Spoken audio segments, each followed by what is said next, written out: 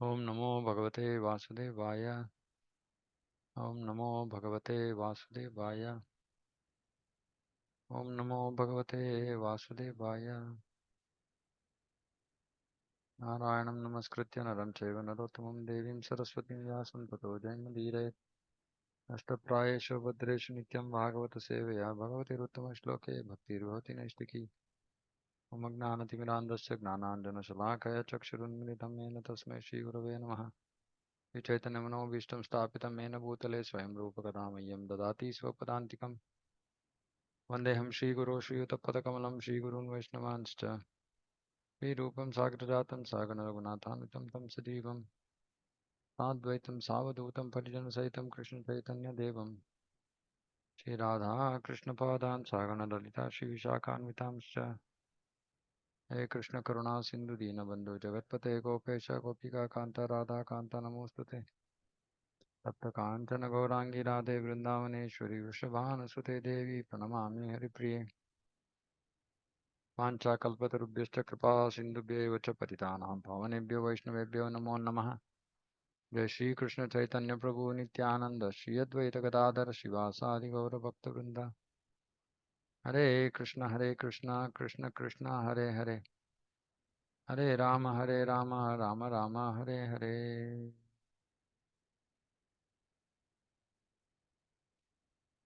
जय जय श्री चैतन्य जय नित्यानंद, जय द्वैत चंद्र जय गौर भक्त वृंद।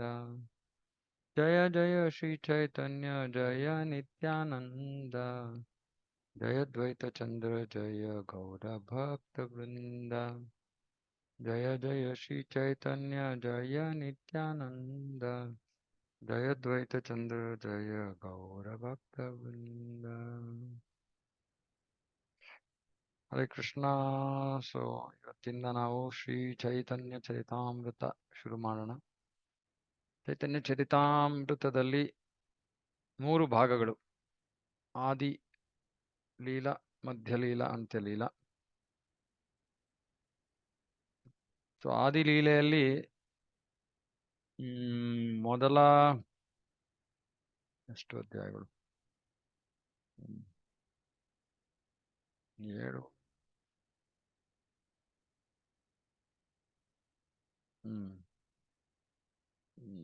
ಎಷ್ಟು?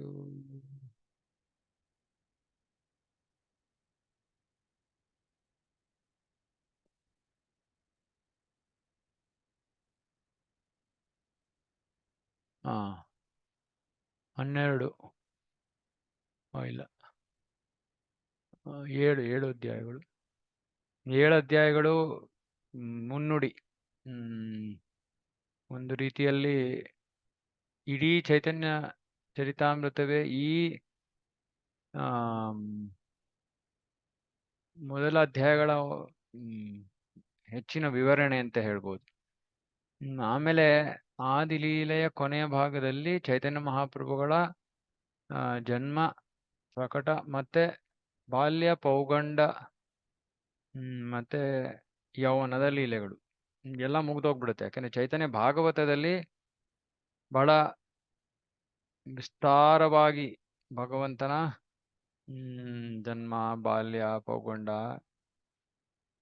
ಮತ್ತೆ ಯುವಕರಾದಾಗ ಅವರ ಲೀಲೆಗಳು ಚೈತನ್ಯ ಭಾಗವತದಲ್ಲಿದೆ. ಇಲ್ಲಿ ಹೆಚ್ಚಿನ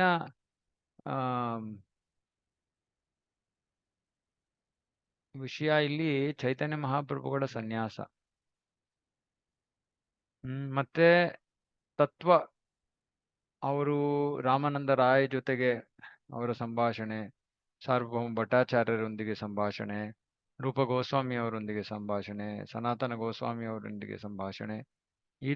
ಇವು ಬಹಳ ಮುಖ್ಯವಾದ ತತ್ವ ವಿಚಾರಗಳು, ನಾವು ತಿಳ್ಕೊಬೇಕಾಗಿರುವಂಥದ್ದು. ಇದು ಹೆಚ್ಚು ಈ ವಿಷಯಗಳನ್ನ ನಾವು ಭಾಗವತದಲ್ಲಿ ಆಗ್ಲೇ ಅಧ್ಯಯನ ಮಾಡಿದೀವಿ. ಆದ್ರೆ ಅದನ್ನ ಬಹಳ ಸಂಕ್ಷಿಪ್ತವಾಗಿ ಚೈತನ್ಯ ಮಹಾಪ್ರಭುಗಳು ಈ ಎಲ್ಲ ಮುಖ್ಯ ಭಕ್ತರೊಂದಿಗೆ ಚರ್ಚೆ ಮಾಡ್ತಾರೆ. ಆಮೇಲೆ ಕೊನೆಯ ಇದು ಮಧ್ಯಲೀಲೆ. ಮತ್ತೆ ಅಂತ್ಯಲೀಲೆಯಲ್ಲಿ ಚೈತನ್ಯ ಮಹಾಪ್ರಭುಗಳ ನಿಜವಾದ ಭಾವನೆ, ಹೇಗೆ ರಾಧಾ ರಾಣಿಯ ಬಣ್ಣ ಮತ್ತೆ ಕಾಂತಿ ಮತ್ತೆ ಮನೋಭಾವವನ್ನು ಹೊಂದಿದ್ದು ಕೃಷ್ಣ ಸ್ವಯಂ ಚೈತನ್ಯ ಮಹಾಪ್ರಭುವಾಗಿ ಬಂದಿದ್ದು ಆ ರಾಧಾರಾಣಿಯ ಭಾವನೆಗಳು ಏನು ಅನ್ನೋದನ್ನ ಚೈತನ್ಯ ಮಹಾಪ್ರಭುಗಳು ನಮಗೆ ಅಂತ್ಯಲೀಲೆಯಲ್ಲಿ ಪ್ರಸ್ತುತಪಡಿಸ್ತಾರೆ.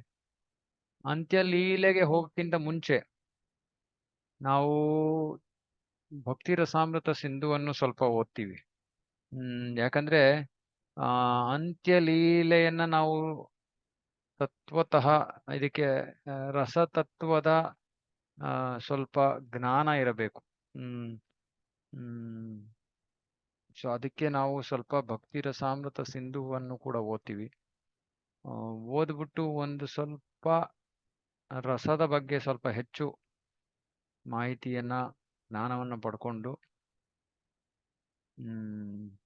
ಈ 5 ಮುಖ್ಯ ರಸಗಳು ಅವುಗಳ ಬಗ್ಗೆ ಹೆಚ್ಚು ಜ್ಞಾನವನ್ನು ಪಡ್ಕೊಂಡು ಅಂತ್ಯಲೀಲೆಯನ್ನ ಪ್ರವೇಶ ಮಾಡೋಣ. ಯಾಕಂದ್ರೆ ಅಂತ್ಯಲೀಲೆ ಇಲ್ಲಾಂದ್ರೆ ನಮಗೆ ಅದು ಒಂದು ರೀತಿಯಾಗಿ ಸುಮ್ಮನೆ ಅರ್ಥವಾಗದೇ ಇರುವಂತಹ ಕಥೆ. ಏನೇನೋ ಭಾವನೆಗಳ ಬಗ್ಗೆ ಕೇಳ್ತೀವಿ, ಹುಚ್ಚು ಅಂತ ಅನ್ಸುತ್ತೆ ನಮಗೆ. ಆದ್ರೆ ನಿಜವಾಗ್ಲೂ ನಮಗೆ ತತ್ವತಃ ನಾವು ಅರ್ಥ ಮಾಡ್ಕೋಬೇಕು ಅಂದ್ರೆ ಸ್ವಲ್ಪ ಭಕ್ತಿ ರಸಾಮೃತ ಸಿಂಧು ನಾವು ಅರ್ಥ ಮಾಡ್ಕೊಂಡಿರ್ಬೇಕು. ಹಾಗಾಗಿ ಮಧ್ಯೆ ಚೈತನ್ಯ ಚರಿತಾಮೃತ ಇವಾಗ ಶುರು ಮಾಡ್ತಿದೀವಿ. ಭಗವಂತನ ಇಚ್ಛೆ ಎಷ್ಟು ತಿಂಗಳು ವರ್ಷ ನಡೆಯುತ್ತೆ ಗೊತ್ತಿಲ್ಲ. ಮಧ್ಯೆ ನಾವು ಭಕ್ತಿ ರಸಾಮೃತ ಸಿಂಧುವನ್ನು ಸ್ವಲ್ಪ ಅಧ್ಯಯನ ಮಾಡಿ ಇದು ಪೋಸ್ಟ್ ಗ್ರಾಜ್ಯುಯೇಟ್ ಸ್ಟಡಿ, ಭಕ್ತಿ ಪೋಸ್ಟ್ ಗ್ರಾಜ್ಯುಯೇಟ್ ಸ್ಟಡಿ ಅಂತ ಪ್ರಭುಪಾದರು ಹೇಳಿದ್ರು.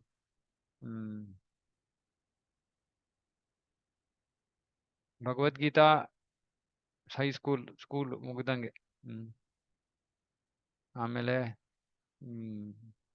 ಭಾಗವತ ಗ್ರಾಜ್ಯುಯೇಷನ್, ಚೈತನ್ಯ ಚರಿತಾಮೃತ ಪೋಸ್ಟ್ ಗ್ರಾಜ್ಯುಯೇಷನ್.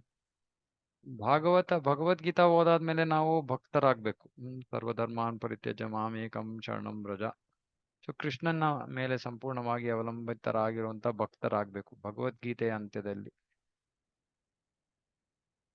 ಭಾಗವತವನ್ನು ಓದಾದ್ಮೇಲೆ ಶುದ್ಧ ಭಕ್ತರಾಗ್ಬೇಕು.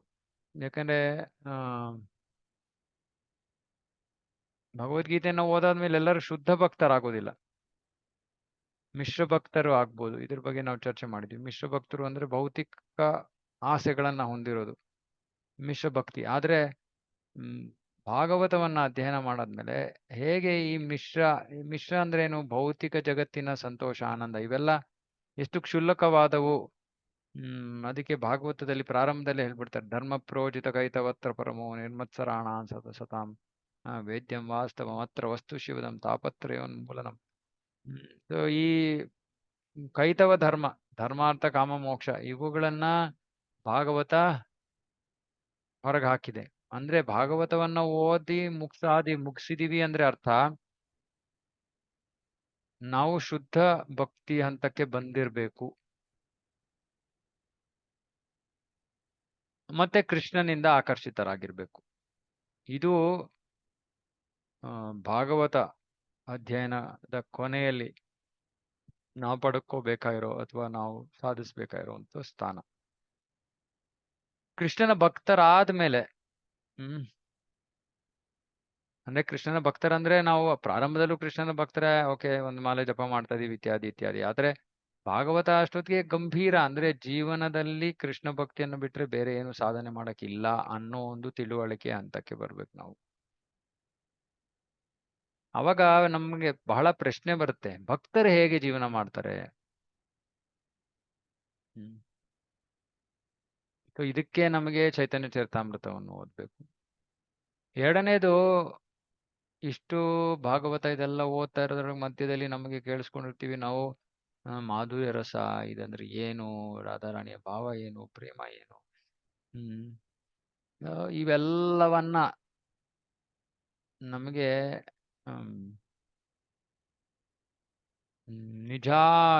ನಿಜಾರ್ಥವಾಗಿ ಅಥವಾ ಹಿಂಗೆ ಹೇಳ್ಬೇಕು, ಅನುಭವ ಅಂದ್ರೆ ಭಕ್ತರ ಅನುಭವದ ಮೂಲಕ ನಾವು ಅರ್ಥ ಮಾಡ್ಕೊಳ್ಳೋದಕ್ಕೆ ಚೈತನ್ಯ ಚರಿತಾಮೃತವನ್ನು ಓದ್ತೀವಿ. ಯಾಕಂದ್ರೆ ಚೈತನ್ಯ ಮಹಾಪ್ರಭುಗಳು ಭಕ್ತರಾಗಿ ಬಂದಿದ್ದು. ಹಾಗಾಗಿ ಒಂದು ಭಕ್ತರು ಅಂತ ನಾವು ನಿಜವಾಗ್ಲೂ ಶುದ್ಧ ಭಕ್ತಿ ಅಂದ್ರೆ ಏನು? ಪರಿಪೂರ್ಣ ಪರಿಶುದ್ಧ ಭಕ್ತರಾಗ್ತೀವಿ ನಾವು ಚೈತನ್ಯ ಚರಿತಾಮೃತ ಅಧ್ಯಯನ ಮಾಡೋದು ಪರಿಪೂರ್ಣ. ಪರಿಪೂರ್ಣ ಅಂದ್ರೆ ನಮಗೆ ನಾವು ನಿಜವಾಗ್ಲೂ ಎಲ್ಲಿಗೆ ಹೋಗ್ತಾ ಇದೀವಿ, ಏನು ಅಟ್ಲೀಸ್ಟ್ ಜ್ಞಾನವಾದರೂ ಸ್ಪಷ್ಟವಾಗಿರುತ್ತೆ. ಎಲ್ಲಿಗೆ ಹೋಗ್ತಾ ಇದೀವಿ, ಏನ್ ಮಾಡಕ್ ಪ್ರಯತ್ನ ಮಾಡ್ತಾ ಇದೀವಿ. ಮತ್ತೆ ಮಿಶ್ರ ಭಕ್ತಿ ಅನ್ನೋದು ನಮ್ಮ ಜೀವನದಿಂದ ಹೊರಗಡೆ ಹೋಗಿರ್ಬೇಕು ಆಗ್ಲೇ. ಮತ್ತೆ ಇನ್ನೇನು ಇಲ್ಲ ಜೀವನದಲ್ಲಿ ಇದೊಂದನ್ನೇ ಸಾಧನೆ ಮಾಡಬೇಕು ಅನ್ನೋ ಒಂದು ಮನೋಭಾವ ಇಟ್ಕೊಂಡು ನಾವು ಪ್ರಯತ್ನವನ್ನ ಮಾಡಬೇಕು. ಇದೆಲ್ಲ ಚೈತನ್ಯ ಚರಿತಾಮೃತದಿಂದ ನಮಗೆ ಲಭ್ಯವಾಗುತ್ತೆ. ಇದು ಅಮೃತ ಇದು. ಸೊ ಬೆಂಗಾಲಿ ಅಮೃತ, ಬೆಂಗಾಲಿಯ ಶ್ಲೋಕಗಳೇ ಅಮೃತ. ಹಾಗಾಗಿ ಬಹಳ ಸುಂದರವಾದ ಒಂದು ಗ್ರಂಥ ಇದು.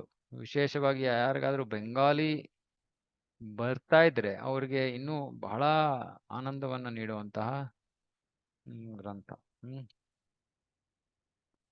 ಇದ್ರವರೆಗೂ ನಾವು ಚರ್ಚೆ ಮಾಡಿಲ್ಲದೆ ಇರೋ ಹಲವಾರು ವಿಷಯಗಳನ್ನ ನಾವು ಇಲ್ಲಿ ಚರ್ಚೆ ಮಾಡ್ತೀವಿ ಅಥವಾ ಶ್ರವಣ ಮಾಡ್ತೀವಿ. ನಾನು ಭಾವಾರ್ಥಗಳನ್ನು ಓದ್ತೀನಿ, ಸೊ ಹಾಗಾಗಿ ಇದು ಸ್ವಲ್ಪ ಡೀಟೇಲ್ ಆಗಿ ಹೋಗ್ತೀವಿ ನಾವು. ಭಾಗವತಕ್ಕಿಂತ ಸ್ವಲ್ಪ ಡೀಟೇಲ್ ಆಗಿ ಹೋಗ್ತೀವಿ, ಯಾಕಂದ್ರೆ ಇದರಲ್ಲಿ ಎಲ್ಲಾ ಶ್ಲೋಕಗಳಿಗೆ ಭಾವಾರ್ಥ ಇಲ್ಲ.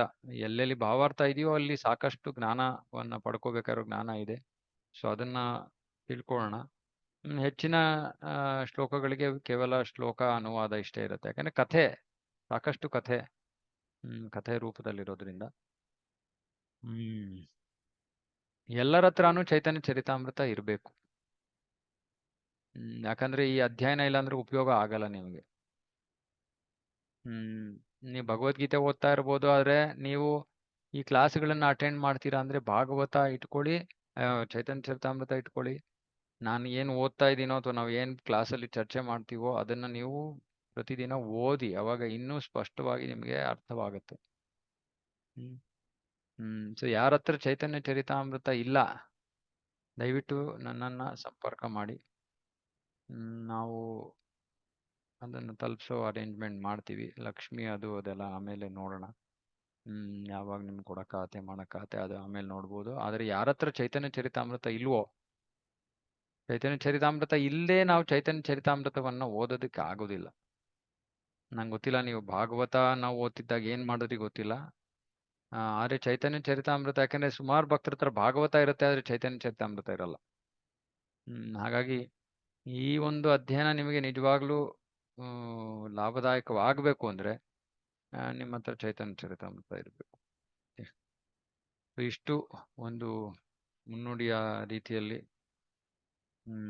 ಇಲ್ಲಿ ನಾವು ಅಧ್ಯಾಯ ಆದಿಲೀಲಾ ಮೊದಲನೇ ಪುಸ್ತಕ ಇದು. ಮೊದಲನೇ ಆದಿಲೀಲಾ ಸಂಪುಟ 1, ಅಧ್ಯಾಯ 1ರಿಂದ 7.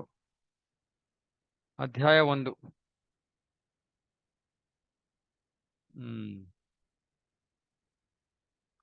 ಶ್ಲೋಕ 1. ವಂದೇ ಗುರೂನೀಶ ಭಕ್ತಾನ್ ಈಶಾವತಾರಕಾನ್ ತತ್ಪ್ರಕಾಶಾಂಶ್ಚ ತಚ್ಛಕ್ತೇಃ ಕೃಷ್ಣ ಚೈತನ್ಯ ಸಂಜ್ಞಕಂ. ನಾನು ಗುರುಗಳಿಗೆ, ಭಗವಂತನ ಭಕ್ತರಿಗೆ, ಭಗವಂತನ ಅವತಾರಗಳಿಗೆ, ಅವನ ಸ್ವಾಂಶ ಭಾಗಗಳಿಗೆ, ಅವನ ಶಕ್ತಿಗಳಿಗೆ ಮತ್ತು ಅನಾದಿ ಭಗವಂತನೇ ಆದ ಶ್ರೀ ಕೃಷ್ಣ ಚೈತನ್ಯರಿಗೆ ಗೌರವಪೂರ್ವಕ ನಮನಗಳನ್ನು ಸಲ್ಲಿಸುತ್ತೇನೆ. ಹಲವರಿಗೆ ಇಲ್ಲಿ ನಮಸ್ಕಾರಗಳನ್ನ ಸಲ್ಲಿಸ್ತಾ ಇದ್ದಾರೆ. ಯಾರು ಇದನ್ನು ಸಲ್ಲಿಸ್ತಾ ಇರೋದು? ಕೃಷ್ಣದಾಸ್ ಕವಿರಾಜ್ ಗೋಸ್ವಾಮಿ ಅವರು, ಈ ಗ್ರಂಥವನ್ನ ಬರೆದಿರುವಂತಹ ವೈಷ್ಣವರು. ಸೊ ಯಾರ್ಯಾರಿಗೆ ನಮನ ಸಲ್ಲಿಸ್ತಾ ಇದ್ದಾರೆ? ಗುರುಗಳಿಗೆ. ಇದರ ಬಗ್ಗೆ ಮುಂದೆ ವಿವರಣೆ ಇದೆ. ಗುರುಗಳು ಅಂದ್ರೆ ಯಾರು? ಗುರುಗಳಿಗೆ, ಭಗವಂತನ ಭಕ್ತರಿಗೆ, ಭಗವಂತನ ಅವತಾರಗಳಿಗೆ, ಅವನ ಸ್ವಾಂಶ ಭಾಗಗಳಿಗೆ. ಎರಡಿದೆ, ಸ್ವಾಂಶ ವಿಭಿನ್ನಾಂಶ. ಸ್ವಾಂಶ ಅಂದ್ರೆ ವಿಷ್ಣು ತತ್ವ. ಸ್ವಾಂಶ ಭಾಗಗಳಿಗೆ, ಅವನ ಶಕ್ತಿಗಳಿಗೆ ಮತ್ತು ಅನಾದಿ ಭಗವಂತನೇ ಆದ ಶ್ರೀಕೃಷ್ಣ ಚೈತನ್ಯರಿಗೆ ಗೌರವಪೂರ್ವಕ ನಮನಗಳನ್ನು ಸಲ್ಲಿಸುತ್ತೇನೆ. ವಂದೇ ಶ್ರೀಕೃಷ್ಣ ಚೈತನ್ಯ ನಿತ್ಯಾನಂದೌ ಸಹೋದಿತೌ ಗೌಡೋದಯೇ ಪುಷ್ಪವಂತೌ ಚಿತ್ರೌ ಸಂದೌ ತಮೋನದೌ. ಸೂರ್ಯ ಚಂದ್ರದಂತೆ ಇರುವ ಶ್ರೀ ಕೃಷ್ಣ ಚೈತನ್ಯ ಮತ್ತು ಪ್ರಭು ನಿತ್ಯಾನಂದರಿಗೆ ನಾನು ಗೌರವಪೂರ್ವಕವಾಗಿ ನಮಿಸುತ್ತೇನೆ. ಅವರು ಅಜ್ಞಾನದ ಅಂಧಕಾರವನ್ನು ಚದುರಿಸಲು ಮತ್ತು ಎಲ್ಲರಿಗೂ ಅದ್ಭುತವಾದ ರೀತಿಯಲ್ಲಿ ಆಶೀರ್ವಾದ ನೀಡಲು ಗೌಡ ಎಂಬ ಪ್ರದೇಶದ ದಿಗಂತದಲ್ಲಿ ಏಕಕಾಲದಲ್ಲಿ ಹುಟ್ಟಿದರು. ಈ ಶ್ಲೋಕಗಳ ವಿವರಣೆ ಮುಂದೆ ಬರುತ್ತೆ, ಹಾಗಾಗಿ ನಾನು ಇವಾಗ ಸುಮ್ಮನೆ ಶ್ಲೋಕ ಅನುವಾದ ಓದ್ಕೊಂಡು ಹೋಗ್ತೀನಿ. ಯದದ್ವೈತಂ ಬ್ರಹ್ಮೋಪನಿಷದಿ ತದಪಿ ಅಸ್ಯ ತನುಭಾಯ ಆತ್ಮಾಂತರ್ಯಾಮಿ ಪುರುಷ ಇತಿ ಸೋಸ್ಯಾಂಶ ವಿಭವಃ ಷಡೈಶ್ವರ್ಯೈಃ ಪೂರ್ಣೋ ಯ ಇಹ ಭಗವಾನ್ ಸ ಸ್ವಯಂ ಅಯಂ ನ ಚೈತನ್ಯಾತ್ ಕೃಷ್ಣಾತ್ ಜಗತಿ ಪರತತ್ವಂ ಪರಂ ಇಹ. ಉಪನಿಷತ್ತುಗಳು ಯಾವುದನ್ನು ನಿರಾಕಾರ ಬ್ರಹ್ಮ ಎಂದು ಹೇಳುವವೋ ಅದು ಆ ಭಗವಂತನ ದೇಹ ಕಾಂತಿ. ಪರಮಾತ್ಮನೆಂದು ಕರೆಯಲಾದ ಭಗವಂತನು ಅವನ ಸ್ಥಳೀಯ ವಿಸ್ತರಣೆ. ಚೈತನ್ಯ ಮಹಾಪ್ರಭುವೇ 6 ಬಗೆಯ ಐಶ್ವರ್ಯ ಸಮೇತನಾದ ದೇವೋತ್ತಮ ಪರಮಪುರುಷನಾದ ಸಾಕ್ಷಾತ್ ಶ್ರೀಕೃಷ್ಣ. ಅವನೇ ಪರಮ ಸತ್ಯ. ಅವನಿಗೆ ಸರಿಸಾಟಿಯಾದ ಅಥವಾ ಅವನಿಗಿಂತ ಹೆಚ್ಚಿನ ಸತ್ಯ ಬೇರೊಂದಿಲ್ಲ. ಅನರ್ಪಿತ ಚರೀಂ ಚಿರಾತ್ ಕರುಣಾವತೀರ್ಣೋ ಕಲೌ ಸಮರ್ಪಯಿತುಂ ಉನ್ನತೋಜ್ವಲ ರಸಾಂ ಸ್ವಭಕ್ತಿಶ್ರಿಯಂ ಹರಿಪುರಟ ಸುಂದರ ದ್ಯುತಿಕದಂಬ ಸಂದೀಪಿತಃ ತದಾ ಹೃದಯ ಕಂದರೇ ಸ್ಫುರತು ವ ಸಚಿನಂದನಃ. ಶ್ರೀಮತಿ ಸಚಿ ದೇವಿಯ ಮಗನೆಂದು ಪ್ರಸಿದ್ಧನಾಗಿರುವ ಪರಮಪ್ರಭು ನಿಮ್ಮ ಹೃದಯ ಗಹ್ವರದಲ್ಲಿ, ಹೃದಯ ಆಳದಲ್ಲಿ ದಿವ್ಯವಾಗಿ ನೆಲೆಸಿರಲಿ. ಹಿಂದೆ ಅವತರಿಸಿದ ಯಾರು ಅನುಗ್ರಹಿಸದ್ದನ್ನು, ಅದಂದರೆ ಲೋಕೋತ್ತರವು ಉಜ್ವಲವೂ ಆದ ಭಕ್ತಿ ಸೇವಾ ರಸವನ್ನು, ಮಾಧುರ್ಯ ಪ್ರೇಮ ರಸವನ್ನು ಹಂಚಲು ಉಜ್ವಲ ಸುವರ್ಣ ಕಾಂತಿಯಿಂದ ಅವನು ಕಲಿಯುಗದಲ್ಲಿ ಅವತರಿಸಿದ್ದಾನೆ.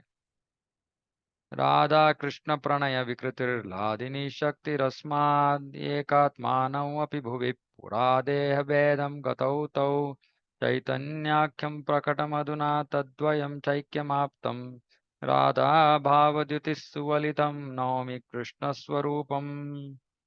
ಶ್ರೀಮತಿ ರಾಧೆ ಮತ್ತು ಕೃಷ್ಣನ ಪ್ರಣಯ ವ್ಯವಹಾರಗಳು ಭಗವಂತನ ಅಂತರಂಗದ ಸುಖದಾಯಿ ಶಕ್ತಿಯ ಅಭಿವ್ಯಕ್ತಿಗಳು. ರಾಧೆ ಮತ್ತು ಕೃಷ್ಣರು ಸ್ವರೂಪದಲ್ಲಿ ಒಂದೇ ಆದರೂ ಶಾಶ್ವತವಾಗಿ ಬೇರೆ ಬೇರೆ ಆದರು. ಈಗ ಈ ದಿವ್ಯ ಸ್ವರೂಪಗಳು ಮತ್ತೆ ಶ್ರೀಕೃಷ್ಣ ಚೈತನ್ಯರ ರೂಪದಲ್ಲಿ ಒಂದಾಗಿವೆ. ಸಾಕ್ಷಾತ್ ಕೃಷ್ಣನೇ ಆದರೂ ಶ್ರೀಮತಿ ರಾಧಾರಾಣಿಯ ಭಾವದಲ್ಲಿ ಮತ್ತು ರೂಪದಲ್ಲಿ ಪ್ರಕಟವಾಗಿರುವ ಆ ಕೃಷ್ಣ ಚೈತನ್ಯರಿಗೆ ನಾನು ನಮಿಸುವೆ. ಶ್ರೀರಾಧಾಯ ಪ್ರಣಯ ಮಹಿಮಾ ಕೀದೃಶೋ ವಾ ನಯೈವ ಸ್ವಾದ್ಯೋ ಯೇನಾದ್ಭುತ ಮಧುರಿಮಾ ಕೀದೃಶೋ ವಾ ಮದೀಯಃ ಸೌಖ್ಯಂ ಚಾಸ್ಯಾಮದ್ ಅನುಭವತಃ ಕೀದೃಶಂ ವೇತಿ ಲೋಭಾತ್ ತದ್ಭಾವಾಢ್ಯ ಸಮಜನಿ ಸಚಿ ಗರ್ಭಸಿಂಧೌ ಹರೀಂದೌ. ರಾಧಾರಾಣಿಯ ಪ್ರೇಮಾತಿಶಯವನ್ನು, ಆಕೆಯು ಮಾತ್ರವೇ ತನ್ನ ಪ್ರೀತಿಯಿಂದ ಸವಿಯುವ ಆ ಭಗವಂತನ ಗುಣಗಳು, ಆ ಭಗವತ್ ಪ್ರೇಮದ ಸವಿಯನ್ನು ಅರಿತಾಗ ಆಕೆಗೆ ಆಗುವ ಸಂತಸ, ಇವುಗಳನ್ನು ತಿಳಿದುಕೊಳ್ಳುವ ಅಪೇಕ್ಷೆಯಿಂದ ಪರಮಪ್ರಭುವಾದ ಹರಿಯು ಆಕೆಯ ಭಾವ ಶ್ರೀಮಂತಿಕೆಯಿಂದ ತುಂಬಿ ಚಂದ್ರನು ಸಮುದ್ರದಿಂದ ಹುಟ್ಟುವಂತೆ ಶ್ರೀಮತಿ ಸಚಿ ದೇವಿಯ ಗರ್ಭದಲ್ಲಿ ಹುಟ್ಟಿದನು. ಸಂಕರ್ಷಣ ಕಾರಣತೋ ಯಶಾಯಿ ಗರ್ಭೋದಶಾಯಿ ಚ ಪಯೋದ್ಭಿಷಾಯಿ ಶೇಷಶ್ಚ ಯಶ್ಯಾಂ ಸಕಲಾ ಸತಿ ನಿತ್ಯಾನಂದಾಖ್ಯ ರಾಮ ಶರಣಂ ಮಮಾಸ್ತು. ಶ್ರೀ ನಿತ್ಯಾನಂದ ರಾಮನನ್ನು ನಾನು ಸದಾ ಸ್ಮರಿಸುವಂತಾಗಲಿ. ಸಂಕರ್ಷಣ, ಶೇಷನಾಗ ಮತ್ತು ಕಾರಣೋದಕ, ಗರ್ಭೋದಕ ಮತ್ತು ಕ್ಷೀರೋದಕ ಶಾಯಿ ವಿಷ್ಣುಗಳು ಅವನ ಸ್ವಾಂಶ ಭಾಗಗಳು ಮತ್ತು ಸ್ವಾಂಶ ಭಾಗಗಳ ಭಾಗಗಳು. ಮಾಯಾತೀತೆ ವ್ಯಾಪಿ ವೈಕುಂಠಲೋಕೆ ಪೂರ್ಣೈಶ್ವರ್ಯೇ ಶ್ರೀ ಚತುರ್ವ್ಯೂಹ ಮಧ್ಯೆ ರೂಪಂ ಯಸ್ಯೋದ್ಭಾತಿ ಸಂಕರ್ಷಣಾಖ್ಯಂ ತಂ ಶ್ರೀ ನಿತ್ಯಾನಂದರಾಮಂ ಪ್ರಪದ್ಯೆ. ವಾಸುದೇವ, ಸಂಕರ್ಷಣ, ಪ್ರದ್ಯುಮ್ನ ಮತ್ತು ಅನಿರುದ್ಧ ಎಂಬ ಚತುರ್ವ್ಯೂಹದಲ್ಲಿ ಸಂಕರ್ಷಣನೆಂದು ಕರೆಯಲಾಗುವ ಶ್ರೀ ನಿತ್ಯಾನಂದ ರಾಮನ ಪಾದಕಮಲಗಳಿಗೆ ನಾನು ಶರಣಾಗುವೆ. ಅವನು ಈ ಐಹಿಕ ಜಗತ್ತಿನಿಂದ ಬಲು ದೂರ ಇರುವ ವೈಕುಂಠ ಲೋಕದಲ್ಲಿ ಸಂಪೂರ್ಣ ಐಶ್ವರ್ಯದೊಂದಿಗೆ ಇದ್ದಾನೆ. ಮಾಯಾ ಭರ್ತಾ ಜಾಂಡ ಸಂಜ್ಞಾಶ್ರಯಾಂಗಃ ಚೇತೆ ಸಾಕ್ಷಾತ್ ಕಾರಣಾಬೋಧಿಮಧ್ಯೆ ಯಸ್ಯೈಕಾಂಶ ಶ್ರೀಪುಮಾನಾದಿದೇವಸ್तं ಶ್ರೀ ನಿತ್ಯಾನಂದರಾಮಂ ಪ್ರಪದ್ಯೆ. ನಾನು ಶ್ರೀ ನಿತ್ಯಾನಂದ ರಾಮನ ಪಾದಗಳಿಗೆ ನಮಸ್ಕರಿಸುತ್ತೇನೆ. ಕಾರಣ ಸಾಗರದಲ್ಲಿ ಮಲಗಿರುವ ಮೂಲ ಪುರುಷನು, ಮಾಯೆಯ ಒಡೆಯನು, ಸಕಲ ಲೋಕಗಳಿಗೆ ಆಶ್ರಯ ಸ್ವರೂಪಿಯೂ ಆದ ಕಾರಣೋದಕಶಾಹಿ ವಿಷ್ಣುವಿನ ಅಂಶಾವತಾರ ಇವನು. ಯಸ್ಯಾಂಶಾಂಶ ಶೀಲಗರ್ಭೋದಶಾಹಿ ಯನ್ನಾಭಿ ಅಬ್ಜಂ ಸಂಘಾತನಾಲಂ ಲೋಕಸ್ರಷ್ಟು ತೂತಿಕಾಧಾಮಧೂತ ಧಾತುಸ್ ತಂ ಶ್ರೀ ನಿತ್ಯಾನಂದ ರಾಮಂ ಪ್ರಪದ್ಯೆ. ನಾನು ಶ್ರೀ ನಿತ್ಯಾನಂದ ರಾಮನ ಪಾದಗಳಿಗೆ ಸಾಷ್ಟಾಂಗ ನಮಸ್ಕಾರ ಮಾಡುತ್ತೇನೆ. ಅವನ ಏಕಾಂಶವೇ ಗರ್ಭೋದಕಶಾಹಿ ವಿಷ್ಣು. ಗರ್ಭೋದಕಶಾಹಿ ವಿಷ್ಣುವಿನ ನಾಭಿಯಿಂದ ಇಡೀ ಲೋಕದ ಸೃಷ್ಟಿಕರ್ತನಾದ ಬ್ರಹ್ಮನ ಜನ್ಮಸ್ಥಳವಾದ ಕಮಲ ಕುಡಿ ಒಡೆಯುತ್ತದೆ.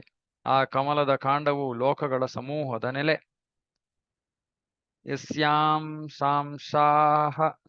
ಶಾಂಶಃ ಪರಾತ್ಮಾಖಿಲಾನಾಂ ಓಷ್ಟಾವಿಷ್ಟುರ್ಭಾತಿ ದುಗ್ಧಾಭಿಷಾಯಿ ಕ್ಷೌಣೀಭರ್ತಯತ್ ಕಲಾಸೋಪಿ ಅನಂತಸ್ತಂ ಶ್ರೀ ನಿತ್ಯಾನಂದ ರಾಮಂ ಪ್ರಪದ್ಯೆ.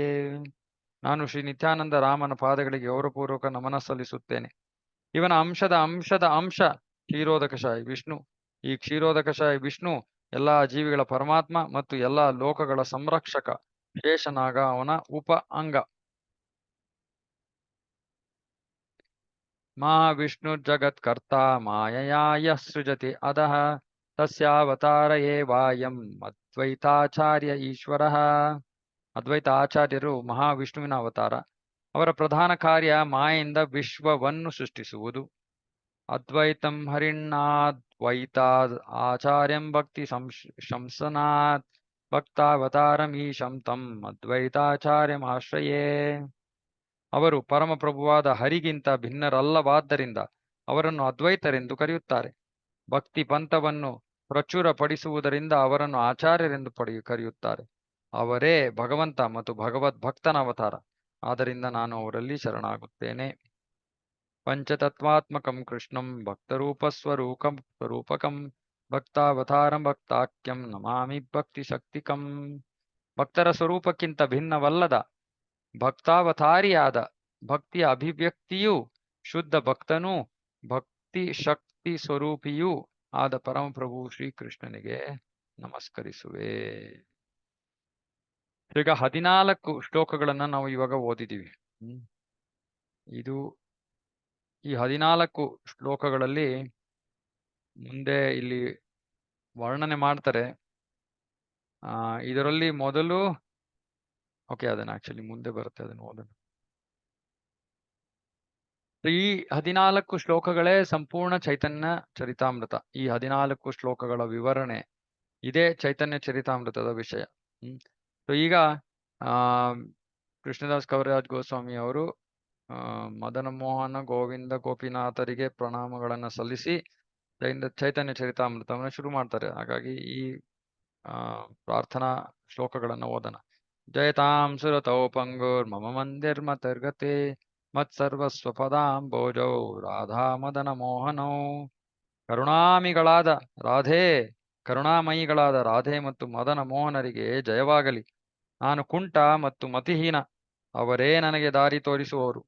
ಅವರ ಅಡಿದಾವರೆಗಳೇ ನನ್ನ ಸರ್ವಸ್ವ. ಇದು ರಾಧಾ ಮದನ ಮೋಹನ, ಇವರಿಗೆ ಮೊದಲು ಪ್ರಣಾಮಗಳನ್ನು ಸಲ್ಲಿಸ್ತಾ ಇದ್ದಾರೆ. ಮುಂದಿನ ಶ್ಲೋಕ. ದಿವ್ಯ ವೃಂದಾರಣ್ಯ ಕಲ್ಪದ್ರುಮಾದಃ ಶ್ರೀಮದ್ ರತ್ನಾಗಾರ ಸಿಂಹಾಸನಸ್ಥೌ ಶ್ರೀಮದ್ ರಾಧಾ ಶೀಲ ಗೋವಿಂದ ದೇವೌ ಪ್ರೇಷ್ಠಾಲಿಭಿ ಸೇವ್ಯಮಾನೌ ಸ್ಮರಾಮಿ. ಒಂದು ಕಲ್ಪ ವೃಕ್ಷದಡಿಯಲ್ಲಿ ವೃಂದಾವನದ ರತ್ನಮಯ ದೇವಸ್ಥಾನವೊಂದರಲ್ಲಿ ಶ್ರೀ ರಾಧಾ ಗೋವಿಂದರು ತಮ್ಮ ಅಂತರಂಗ ಭಕ್ತರಿಂದ ಸೇವೆ ಮಾಡಿಸಿಕೊಳ್ಳುತ್ತಾ ಥಳಿಸುವ ಸಿಂಹಾಸನದ ಮೇಲೆ ಕುಳಿತಿದ್ದಾರೆ. ಅವರಿಗೆ ನನ್ನ ವಿನಮ್ರ ನಮನಗಳನ್ನು ಸಲ್ಲಿಸುತ್ತೇನೆ. ಮೊದಲು ಮದನ ಮೋಹನ ರಾಧಾ ಮದನ, ಆಮೇಲೆ ಗೋವಿಂದ.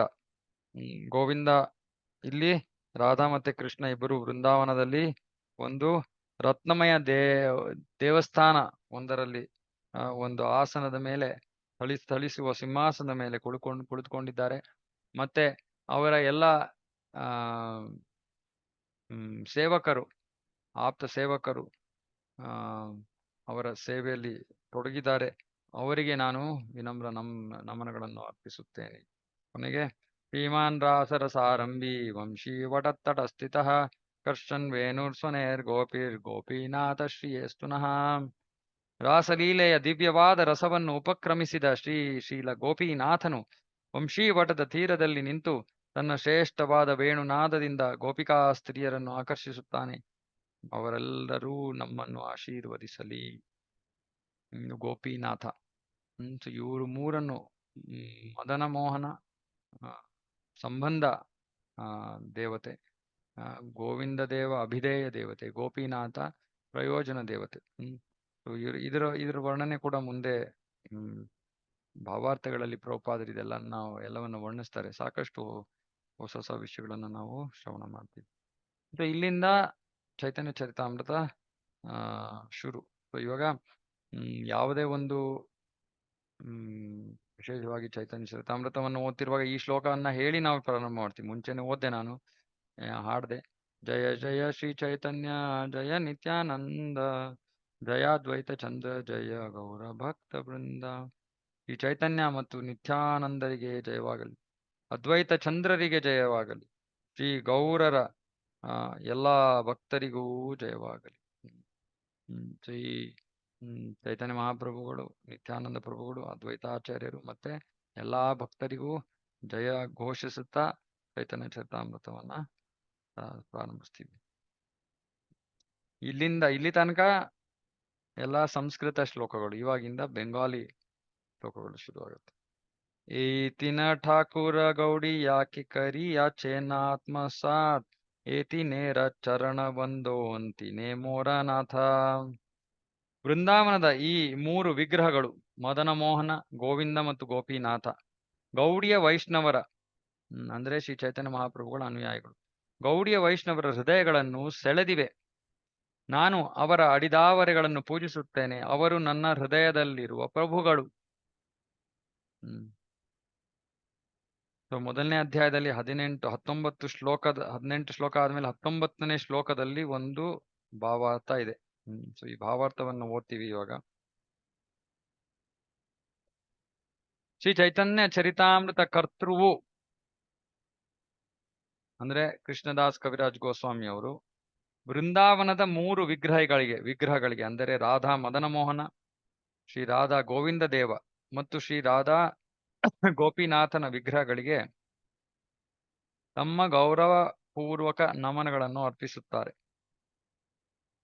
ಓಕೆ, ಬೆಂಗಾಲಿ ವೈಷ್ಣವರಿಗೆ ಅಂದರೆ ಗೌಡಿಯ ವೈಷ್ಣವರಿಗೆ ಈ ಮೂರು ವಿಗ್ರಹಗಳೆಂದರೆ ಪಂಚಪ್ರಾಣ. ಗೌಡಿಯ ವೈಷ್ಣವರು ಸಹಜವಾಗಿ ವೃಂದಾವನದಲ್ಲೇ ನೆಲೆಸಬೇಕೆಂದು ಅಪೇಕ್ಷಿಸುತ್ತಾರೆ. ಯಾವ ಗೌಡಿಯ ವೈಷ್ಣವರು ಶ್ರೀ ಚೈತನ್ಯ ಮಹಾಪ್ರಭುಗಳ ಪರಂಪರೆಯನ್ನು ಕಟ್ಟುನಿಟ್ಟಾಗಿ ಅನುಸರಿಸುತ್ತಾರೋ ಅವರು ಪರಮ ಪ್ರಭುವಿನೊಡನೆ ದಿವ್ಯ ಸಂಬಂಧದ ಭಾವವನ್ನು ಬೆಳೆಸಿಕೊಳ್ಳುವ ಸಲುವಾಗಿ ಇರುವ ದಿವ್ಯ ಮಂತ್ರವನ್ನು ಜಪಿಸುತ್ತಾ ದೇವರನ್ನು ಪೂಜಿಸುತ್ತಾರೆ. ಅವರು ಪರಸ್ಪರ ಪ್ರೀತಿಯ ರಸವನ್ನು ವಿನಿಮಯ ಮಾಡಿಕೊಂಡು ಕೊನೆಗೆ ಭಕ್ತಿ ಸೇವೆಯಲ್ಲಿ ಇಷ್ಟಾರ್ಥ ಸಿದ್ಧಿಯನ್ನು ಪಡೆಯುತ್ತಾರೆ. ಈ ಮೂರು ವಿಗ್ರಹಗಳನ್ನು ಪ್ರಗತಿಯ ಮೂರು ಬೇರೆ ಬೇರೆ ಹಂತಗಳಲ್ಲಿ ಪೂಜಿಸಲಾಗುತ್ತದೆ. ಈ ಚೈತನ್ಯ ಮಹಾಪ್ರಭುಗಳ ಅನುಯಾಯಿಗಳು ಮಾರ್ಗದರ್ಶಕ ತತ್ವಗಳನ್ನು ಚಾಚು ತಪ್ಪದೆ ಪಾಲಿಸುತ್ತಾರೆ. ಇಲ್ಲಿ ಹೇಳ್ತಾ ಇದ್ದಾರೆ, ಈ ಮೂರು ವಿಗ್ರಹಗಳು ಮದನ ಮೋಹನ, ಗೋವಿಂದ ಮತ್ತೆ ಗೋಪಿನಾಥ, ಇವರು ಗೌಡಿಯ ವೈಷ್ಣವರಿಗೆ ಅಂದ್ರೆ ನಮಗೆ ಪಂಚಪ್ರಾಣ. ನಾ ಹೇಳ್ದಂಗೆ ಆಗ್ಲೇ ಸಂಬಂಧ ವಿಗ್ರಹ, ಅಭಿಧೇಯ, ಪ್ರಯೋಜನ. ಯಾರು ಈ ಪರಂಪರೆಯನ್ನ ಚೈತನ್ಯ ಚರಿತಾಮೃತವನ್ನ ಯಾರು ಓದಬೇಕು, ಯಾರು ಚೈತನ್ಯ ಮಹಾಪ್ರಭುಗಳ ಈ ಬ್ರಹ್ಮ ಮಧ್ವ ಗೌಡಿಯ ಪರಂಪರೆಯನ್ನ ಗಂಭೀರವಾಗಿ ಸ್ವೀಕರಿಸಿ ಅದನ್ನ ಪ್ರವೇಶ ಮಾಡೋದಕ್ಕೆ ಯಾರಿಗೆ ಆಸಕ್ತಿ ಇದೆಯೋ, ಅಂದ್ರೆ ದೀಕ್ಷೆಯನ್ನ ಪಡ್ಕೊಂಡು ಅದನ್ನ ಪ್ರವೇಶ ಮಾಡೋ ಒಂದು ಉದ್ದೇಶ ಇಟ್ಕೊಂಡಿರೋರು, ಕಟ್ಟುನಿಟ್ಟಾಗಿ ಅನುಸರಿಸುವವರು. ಎಷ್ಟೊಂದು ಜನ ಸುಮ್ಮನೆ ಇಸ್ಕಾನ್ಗೆ ಬರ್ತಾರೆ, ತಮ್ಮ ಬೇರೆ ಜೀವನ ಹಂಗೆ ನಡೆಸ್ತಾರೆ. ಇಲ್ಲಿ ಬಂದಾಗ ಇಲ್ಲಿ ಭಕ್ತರ ಸಂಘದಲ್ಲಿ ಇರ್ತಾರೆ, ಶ್ರವಣ ಮಾಡ್ತಾರೆ, ಪ್ರಸಾದ ಸೇವನೆ ಮಾಡ್ತಾರೆ, ವಾಪಸ್ ಹೋದ್ಮೇಲೆ ಅವರ ಜೀವನ. ಅಂತವರಿಗೆ ಅಲ್ಲ. ಇಲ್ಲಿ ಹೇಳ್ತಾ ಇದಾರೆ, ಯಾರು ಇದನ್ನ ಪರಂಪರೆಯನ್ನ ಕಟ್ಟುನಿಟ್ಟಾಗಿ ಅನುಸರಿಸುತ್ತಾರೋ ಅವರು ಭಗವಂತನೊಂದಿಗೆ ದಿವ್ಯ ಸಂಬಂಧದ ಭಾವವನ್ನು ಬೆಳೆಸಿಕೊಳ್ಳುವ ಸಲುವಾಗಿ ಹರೇ ಕೃಷ್ಣ ಮಹಾಮಂತ್ರವನ್ನ ಜಪ ಮಾಡ್ತಾರೆ. ಹರೇ ಕೃಷ್ಣ ಮಹಾಮಂತ್ರವನ್ನು ಜಪ ಮಾಡೋದ್ರಿಂದ ನಾವು ನಮ್ಮ ನೈಜ ಸಿದ್ಧ ಸ್ವರೂಪ, ನಮ್ಮ ನಿಜವಾದ ಸ್ವರೂಪವನ್ನ ಮರು ಪಡ್ಕೋತೀವಿ. ಆ ಸಂಬಂಧವನ್ನ ಮತ್ತೆ ಪಡ್ಕೊಳ್ಳೋ ಉದ್ದೇಶದಿಂದ ನಾವು ಹರೇ ಕೃಷ್ಣ ಮಹಾಮಂತ್ರವನ್ನ ಜಪ ಮಾಡ್ಬೇಕು. ಬೇರೆ ಯಾವ ಉದ್ದೇಶವೂ ಇರಬಾರ್ದು. ನಾವು ಹರೇ ಕೃಷ್ಣ ಮಹಾಮಂತ್ರವನ್ನ ಜಪ ಮಾಡ್ತಿರುವಾಗ ಭಗವಂತ ನನಗೆ ನಿನ್ನ ಭಕ್ತಿಯನ್ನ ಕೊಡು ಅಂತ ಹೇಳಿದ್ರೆ ಅದರ ಅರ್ಥ ಏನು? ನನಗೆ ನನಗೂ ನಿಮಗೂ ಇರೋ ಸಂಬಂಧವನ್ನು ನನಗೆ ನೆನಪಿಸು. ಆ ಸಂಬಂಧದಲ್ಲಿ ನಾನು ಸ್ಥಿತನಾಗಿರೋದಕ್ಕೆ ನನಗೆ ಕೃಪೆಯನ್ನ ಕೊಡು. ಭೌತಿಕತೆಯಲ್ಲಿ ಸಿಕ್ಕಾಕೊಳ್ಳದೆ ಇರೋದಕ್ಕೆ ನನಗೆ ಶಕ್ತಿಯನ್ನು ಕೊಡು. ಇದು ಪ್ರಾರ್ಥನೆ. ಹರೇ ಕೃಷ್ಣ ಮಹಾಮಂತ್ರ ಜಪದ ಒಂದು ಪ್ರಕ್ರಿಯೆ ಅಂದ್ರೆ. ಮತ್ತೆ ಇಲ್ಲಿ ಒಂದು ಮುಖ್ಯವಾದ ವಿಷಯವನ್ನ ಹೇಳ್ತಾ ಇದಾರೆ.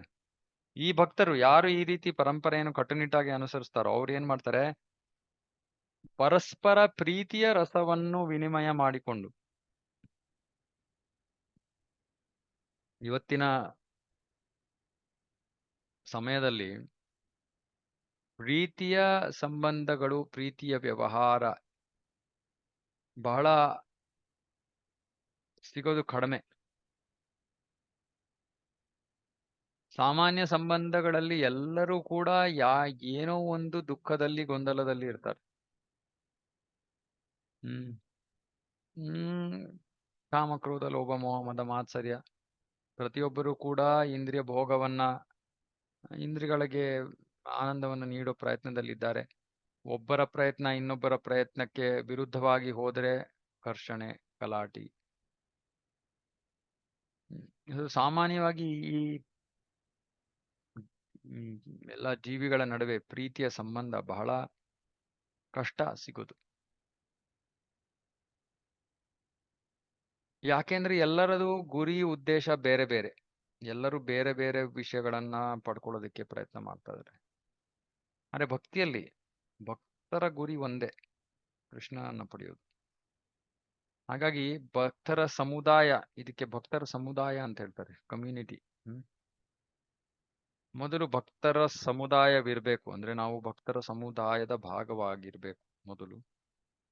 ಎರಡನೇ ವಿಷಯ, ನಾವು ಎಲ್ಲರೂ ಕೂಡ ಮನೆಯಲ್ಲಿ ಕೂತ್ಕೊಂಡು ಯಾರು ಭಕ್ತಿಯನ್ನ ಮಾಡಕ್ಕಾಗಲ್ಲ. ವಾರದಲ್ಲಿ ಒಂದು ಸತಿ ಆದ್ರೂ ನಾವು ಒಂದು ದೇವಸ್ಥಾನದ ಕಾರ್ಯಕ್ರಮ ಅಥವಾ ನಮ್ಮ ಹತ್ತಿರದಲ್ಲಿರೋ ಒಂದು ಇಸ್ಕಾನಿನ ಕೇಂದ್ರದ ಸತ್ಸಂಗ ಕಾರ್ಯಕ್ರಮದಲ್ಲಿ ಭಾಗವಹಿಸ್ಬೇಕು, ಅದರಲ್ಲಿ ಸೇವೆಯಲ್ಲಿ ತೊಡಗಬೇಕು. ಮನೆಯಲ್ಲಿ ಇದ್ಕೊಂಡು ನಾನು ಭಕ್ತಿಯನ್ನ ಮಾಡ್ತೀನಿ ಅಂದ್ರೆ ಆಗೋದಿಲ್ಲ. ಹೀಗೆ ಭಕ್ತರು ಅಂದ್ರೆ ಭಕ್ತಿ ಅಂದ್ರೆ ಭಕ್ತರ ಸಂಘ. ಭಕ್ತರ ಸಂಘದಲ್ಲಿ ನಾವು ಭಕ್ತಿಯನ್ನ ಮಾಡಕ್ಕೆ ಪ್ರಯತ್ನ ಮಾಡ್ತಿರುವಾಗ ಬಹಳ ಮುಖ್ಯವಾದ ಒಂದು ಅಂಶವನ್ನು ಇಲ್ಲಿ ಹೇಳ್ತಾ ಇದ್ದಾರೆ, ಪ್ರೀತಿಯ ರಸ ಇರ್ಬೇಕು. ಪರಸ್ಪರ ಒಂದು ಪ್ರೀತಿ, ವಾತ್ಸಲ್ಯ ಅನ್ನೋದು ಇರಬೇಕು ಭಕ್ತರ ನಡುವೆ. ಇಲ್ಲಾಂದ್ರೆ ಇದಕ್ಕೂ ಭೌತಿಕ ಬೇರೆ ಸಂಬಂಧಗಳು ಏನು ವ್ಯತ್ಯಾಸ ಆಗೋದಿಲ್ಲ, ಏನು ವ್ಯತ್ಯಾಸ ಇರೋದಿಲ್ಲ. ಅಂದ್ರೆ ನಮ್ಮ ಭಕ್ತರ ನಡುವಿನ ಸಮಾಜ ಅಥವಾ ಒಂದು ವ್ಯವಹಾರಗಳು ಕೂಡ ಹೊರಗಿನ ಜನರ ರೀತಿಯದ್ದಾಗ್ಬಿಡುತ್ತೆ. ಹಾಗಾಗಿ ನಾವು ಭಕ್ತರ ಸಂಘದಲ್ಲಿ ಇರಬೇಕು, ಪ್ರೀತಿಯ ಸಂಬಂಧಗಳನ್ನ ಬೆಳೆಸ್ಕೋಬೇಕು.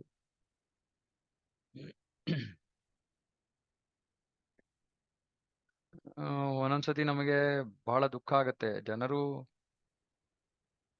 ಇಸ್ಕಾನ್ ಹತ್ರ ಬರ್ತಾರೆ ಆದ್ರೆ ದೂರವಾಗ್ಬಿಡ್ತಾರೆ. ಅಥವಾ ಇಸ್ಕಾನ್ ಅಲ್ಲದೆ ಇರೋ ಒಂದು ನಿಮಗೆಲ್ಲ ಗೊತ್ತಿದೆ. ನಮ್ಮ ಇಸ್ಕಾನ್ನಲ್ಲಿ 2 ವಿಭಾಗಗಳಿವೆ. ಇಸ್ಕಾನ್ನಲ್ಲಿ ಅಂತ ಹೇಳಬಾರ್ದು, ಇಸ್ಕಾನ್ ತರ ಇನ್ನೊಂದು ಸಂಸ್ಥೆ ಇದೆ. ಆ, ಆ ಸಂಸ್ಥೆಯಲ್ಲಿ ಸಿಕ್ಕಾಕೊಂಡು ದಾರಿ ತಪ್ಪಿಬಿಡ್ತಾರೆ. ಆದ್ರೆ ಭಕ್ತರ ಸಂಘದಲ್ಲಿ ಇದ್ರೆ, ನಾವು ಸರಿಯಾದ ಅಧಿಕೃತ ಭಕ್ತರ ಸಂಘದಲ್ಲಿ ಇದ್ರೆ ನಾವು ದಾರಿ ತಪ್ಪುವ ಸಾಧ್ಯತೆಗಳು ಇರೋದಿಲ್ಲ. ಪ್ರೀತಿ ವಿಶ್ವಾಸದ ಒಂದು ಸಂಬಂಧದ ನಡುವೆ ಭೌತಿಕ ಜೀವನವೂ ಕೂಡ ಎಷ್ಟು ಸಾಧ್ಯವೋ ಅಷ್ಟು ಸರಾಗವಾಗಿ ನಡ್ಕೊಂಡು ಹೋಗುತ್ತೆ. ಯಾಕಂದ್ರೆ ನಮ್ಮ ಭೌತಿಕ ಜೀವನ ಬೇರೆ ಅಲ್ಲ, ಆಧ್ಯಾತ್ಮಿಕ ಜೀವನ ಬೇರೆ ಅಲ್ಲ, ಒಂದೇ ಜೀವನ ಇರೋದು. ಎಷ್ಟೊಂದು ಭಕ್ತರು ನನಗೆ ಪ್ರಶ್ನೆ ಮಾಡ್ತಾರೆ, ಪ್ರಭು ನನ್ನ ಭೌತಿಕ ಜೀವನ ಆಧ್ಯಾತ್ಮಿಕ ಜೀವನ ಹೇಗೆ ಬ್ಯಾಲೆನ್ಸ್ ಮಾಡ್ಲಿ ಅಂತ. ನಾನು ಹೇಳಿದೆ, ಮೊದಲು ನೀವು ಅದು 2 ಜೀವನ ಅಂತ ಯೋಚನೆ ಮಾಡ್ತಾ ಇರೋದೇ ಸರಿ ಇಲ್ಲ. ಒಂದೇ ಜೀವನ ಇರೋದು. ಆ ಜೀವನದಲ್ಲಿ ನಮ್ಮ ಭೌತಿಕ ಕರ್ತವ್ಯಗಳನ್ನ ಮಾಡ್ಕೋಬೇಕು, ಜೊತೆಗೆ ನಮ್ಮ ಆಧ್ಯಾತ್ಮಿಕ ಜೀವನವನ್ನು, ಆಧ್ಯಾತ್ಮಿಕ ಕಾರ್ಯಗಳನ್ನ ಮುಂದುವರ್ಸ್ಕೊಂಡು ಹೋಗ್ಬೇಕು. ಇದು ಜೀವನ, ಇದು ನಮ್ಮ ಮನುಷ್ಯ ಜೀವನ, ಭಕ್ತರ ಜೀವನ. ಇಂಥ ಭೌತಿಕ ತೊಂದರೆಗಳು, ಸಮಸ್ಯೆಗಳು ಬರುತ್ತೆ, ಆಗ ಭಕ್ತರ ಸಮುದಾಯ ಸಹಾಯ ಮಾಡಕ್ಕೆ ಬರ್ಬೇಕು. ನಾನು ಎಷ್ಟೊಂದ್ ಸತಿ ನೋಡಿದೀನಿ, ಯಾರೋ ಭಕ್ತರು ಕಷ್ಟ ಪಡ್ತಾ ಇರ್ತಾರೆ. ಅದು ಹಲವು ಬಾರಿ, ಇವಾಗ ನಾನು ಏನಾದ್ರು ಕೇಂದ್ರವನ್ನ ನಡೆಸ್ತಾ ಇದ್ರೆ ನಂದು ಆ ಭಕ್ತರ ನಡುವಿನ ಒಂದು ವಿಷಯ ಆಗೋಗುತ್ತೆ. ಅಂದ್ರೆ ಇದು ನಿಮ್ ಪ್ರಾಬ್ಲಮ್, ಅವ್ರ ಪ್ರಾಬ್ಲಮ್, ನಾವ್ಯಾಕೆ ತಲೆ ಕೆಡ್ಸ್ಕೋಬೇಕು? ಬೇರೆಯವ್ರು ಅವ್ರ ಪಾಡ್ಗೆ ಅವ್ರ ಜೀವನ ನಡೆಸ್ತಾ ಇರ್ತಾರೆ.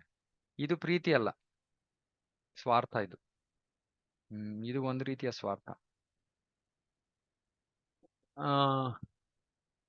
ನಿಜವಾಗ್ಲೂ ನಮ್ಗೆ ಚೈತನ್ಯ ಮಹಾಪ್ರಭುಗಳ ಕೃಪೆ ಬೇಕು ಅಂದ್ರೆ ನಾವು ಭಕ್ತರನ್ನ ನಮ್ಮ ಜೀವನವಾಗಿ ಮಾಡ್ಕೋಬೇಕು. ಯಾವಾಗ ನಾವು ಭಕ್ತರನ್ನ ನಮ್ಮ ಜೀವನವಾಗಿ ಮಾಡ್ಕೋತೀವೋ ಅವಾಗ ನಮಗೆ ನಿಜವಾದ ಚೈತನ್ಯ ಮಹಾಪ್ರಭುಗಳ ನಿಜವಾದ ಕೃಪೆ ಸಿಗುತ್ತೆ. ಯಾಕಂದ್ರೆ ಕೃಷ್ಣನಿಗೆ, ಚೈತನ್ಯ ಮಹಾಪ್ರಭುಗಳಿಗೆ ಭಕ್ತರನ್ನ ಕಂಡ್ರೆ ಬಹಳ ಪ್ರೇಮ. ಅವರ ಕಾಳಜಿಯನ್ನ ಯಾರು ವಹಿಸ್ತಾರೋ ಅವರ ಮೇಲೂ ಕೂಡ ಭಗವಂತ ಅಷ್ಟೇ ಪ್ರೇಮವನ್ನ ತೋರಿಸ್ತಾನೆ. ನಮಗೆ ಯೋಗ್ಯತೆ ಇಲ್ಲದೆ ಇರ್ಬೋದು, ಆದ್ರೆ ಇನ್ನೊಬ್ರು ಭಕ್ತರಿಗೆ ನಾವು ಏನೋ ಒಂದು ಅವರ ಒಂದು ಸನ್ನಿವೇಶದಲ್ಲಿ ನಾವು ಅವ್ರಿಗೆ ಸಹಾಯವನ್ನ ಮಾಡೋಕೆ ನಾವು ಪ್ರಯತ್ನ ಮಾಡ್ತಾ ಇದ್ರೆ ಭಗವಂತ ತೃಪ್ತನಾಗ್ತಾನೆ.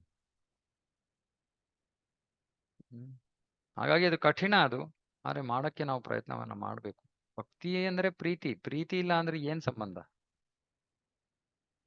ಭಕ್ತರಿಗೆ ನಾವು ಪ್ರೀತಿಯನ್ನು ತೋರಕ್ಕಾಗ್ಲಿಲ್ಲ ಅಂದ್ರೆ ಭಗವಂತನಿಗೆ ಹೇಗೆ ತೋರ್ತೀವಿ? ಇದು ಕನಿಷ್ಠ ಅಧಿಕಾರಿಯ ಸ್ಥಾನ, ಕನಿಷ್ಠ ಅಧಿಕಾರಿ. ಕೇವಲ ದೇವರ ಸಂಬಂಧ, ದೇವರಿನ ಆರಾಧನೆ ಅಷ್ಟೇ, ಅಲ್ಲಿಗೆ ಮುಗೀತು. ಮಧ್ಯಮ ಅಧಿಕಾರಿ ಬೇರೆ ಭಕ್ತರಿಗೆ ಪ್ರೀತಿಯನ್ನು ತೋರಿಸ್ತಾನೆ, ಅವ್ರ ಜೊತೆ ಚೆನ್ನಾಗಿರೋ ಸಂಬಂಧವನ್ನ ಬೆಳೆಸ್ಕೋತಾನೆ.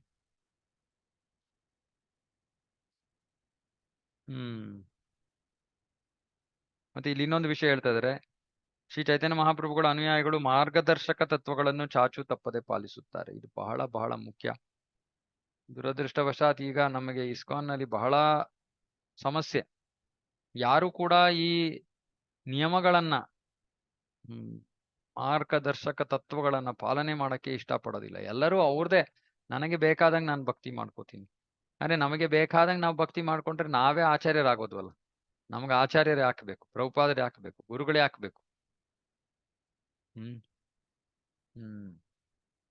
ಅದಕ್ಕೆ ನಾನು ಹೇಳ್ತಾ ಇರ್ತೀನಿ, ದೀಕ್ಷೆ ಅಂದ್ರೆ ಮೊದಲು ಗುರುಗಳಿಂದ ಶ್ರವಣ ಮಾಡಿ, ಆಮೇಲೆ ದೀಕ್ಷೆ ತಗೊಳ್ಳಿ. ದೀಕ್ಷೆ ತಗೊಂಡಾದ್ಮೇಲೆ ಮೊಟ್ಟ ಮೊದಲ ಕೆಲಸ ಪ್ರಭುಪಾದರ ಪುಸ್ತಕಗಳು, ಪ್ರಭುಪಾದರಿಂದ ಶ್ರವಣ, ಗುರುಗಳಿಂದ ಶ್ರವಣ, ಇದು ಆಗ್ಬೇಕಾಗಿರೋದು.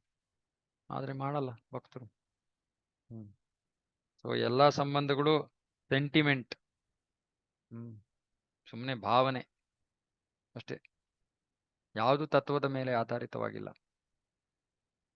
ಇದೆಲ್ಲ ಮಾರ್ಗದರ್ಶಕ ತತ್ವಗಳು. ಇವು ಮಾರ್ಗದರ್ಶನ, ಈ ರೀತಿ ಜೀವನ ಮಾಡಬೇಕು, ಭಕ್ತ ಈ ರೀತಿ ಇರಬೇಕು ಅಂತ ಪ್ರಭುಪಾದರು ಹೇಳಿದ್ದಾರೆ. ಅದನ್ನು ಪಾಲನೆ ಮಾಡ್ಬೇಕು. ಇಲ್ಲಿ ಹೇಳ್ತಾರೆ ಚಾಚು ತಪ್ಪದೆ ಪಾಲನೆ ಮಾಡ್ಬೇಕು. ಗೌಡಿಯ ವೈಷ್ಣವರು ಕೃಷ್ಣನನ್ನು ಮದನ ಮೋಹನ, ಗೋವಿಂದ ಮತ್ತು ಗೋಪಿನಾಥ, ಗೋಪಿಜನ ವಲ್ಲಭ ಎಂಬುದಾಗಿ ಸ್ತುತಿಸುವ 18 ದಿವ್ಯಾಕ್ಷರಗಳಿಂದ ರಚಿತವಾದ ವೈದಿಕ ಮಂತ್ರಗಳಲ್ಲಿ ಪರಮ ಗುರಿಯನ್ನು ಗ್ರಹಿಸುತ್ತಾರೆ. ಓಕೆ. ಮದನ ಮೋಹನನು ಪ್ರೇಮ ದೇವನಾದ ಮನ್ಮಥನನ್ನೇ ಮೋಹಗೊಳಿಸುವವ. ಮದನನನ್ನ ಮೋಹಗೊಳಿಸಿದವನು ಮದನ ಮೋಹನ್. ಗೋವಿಂದ ಇಂದ್ರಿಯಗಳನ್ನು ಮತ್ತು ಗೋವುಗಳನ್ನು ತೃಪ್ತಿಪಡಿಸುವವ. ಗೋಪಿಜನ ವಲ್ಲಭ, ಗೋಪಿಯರ ದಿವ್ಯವಾದ ಪ್ರೇಮಿ. ಕೃಷ್ಣನನ್ನು ಮದನ ಮೋಹನ, ಗೋವಿಂದ, ಗೋಪಿಜನ ವಲ್ಲಭ ಎಂಬಿವೆ ಮೊದಲಾದ ಅಸಂಖ್ಯಾತ ನಾಮಗಳಿಂದ ಕರೆಯುತ್ತಾರೆ. ಏಕೆಂದರೆ ಅವನು ತನ್ನ ಭಕ್ತರೊಂದಿಗೆ ನಾನಾ ಲೀಲಾ ವಿನೋದಗಳನ್ನು ಆಡುತ್ತಾನೆ. ಪ್ರಾರಂಭದಲ್ಲಿ ಮದನ ಮೋಹನ ಯಾಕೆ ಅಂದ್ರೆ ನಾವು ಈ ಮಾಯೆಯಿಂದ ಮೋಹಿತರಾಗೋಗಿದ್ದೀವಿ. ಆ ಮಾಯೆಯಲ್ಲಿ ಈ ಭೌತಿಕ ಜೀವನದಲ್ಲಿ ಮೊಟ್ಟ ಮೊದಲಿಗೆ ಪ್ರಭುಪಾದರು ಬರೀತಾರೆ, ಆ ಈ ಒಂದು ಪುರುಷ ಮತ್ತು ಸ್ತ್ರೀಯರ ನಡುವಿನ ಸಂಬಂಧ ಇದು ಹೃದಯ ಗ್ರಂಥಿ, ಹೃದಯ ಗಂಟು. ಇದು ಮೋಹನ, ಮದನ ಕಾಮದೇವ. ಈ ಕಾಮದೇವನನ್ನ ಜಯಿಸಬೇಕು ಅಂದ್ರೆ ಅವನನ್ನ ಜಯಿಸಿರುವಂತ ಭಗವಂತನ ರೂಪವನ್ನು ಆರಾಧಿಸಬೇಕು. ಅದು ಮದನ ಮೋಹನ, ಮದನನನ್ನೇ ಮೋಹಗೊಳಿಸಿರುವಂತಹ ಭಗವಂತನ ರೂಪ. ವೃಂದಾವನಕ್ಕೆ ನಾವು ಹೋದ್ರೆ ಮದನ ಮೋಹನ ವಿಗ್ರಹ ಅವರು ದೇವಸ್ಥಾನವಿದೆ.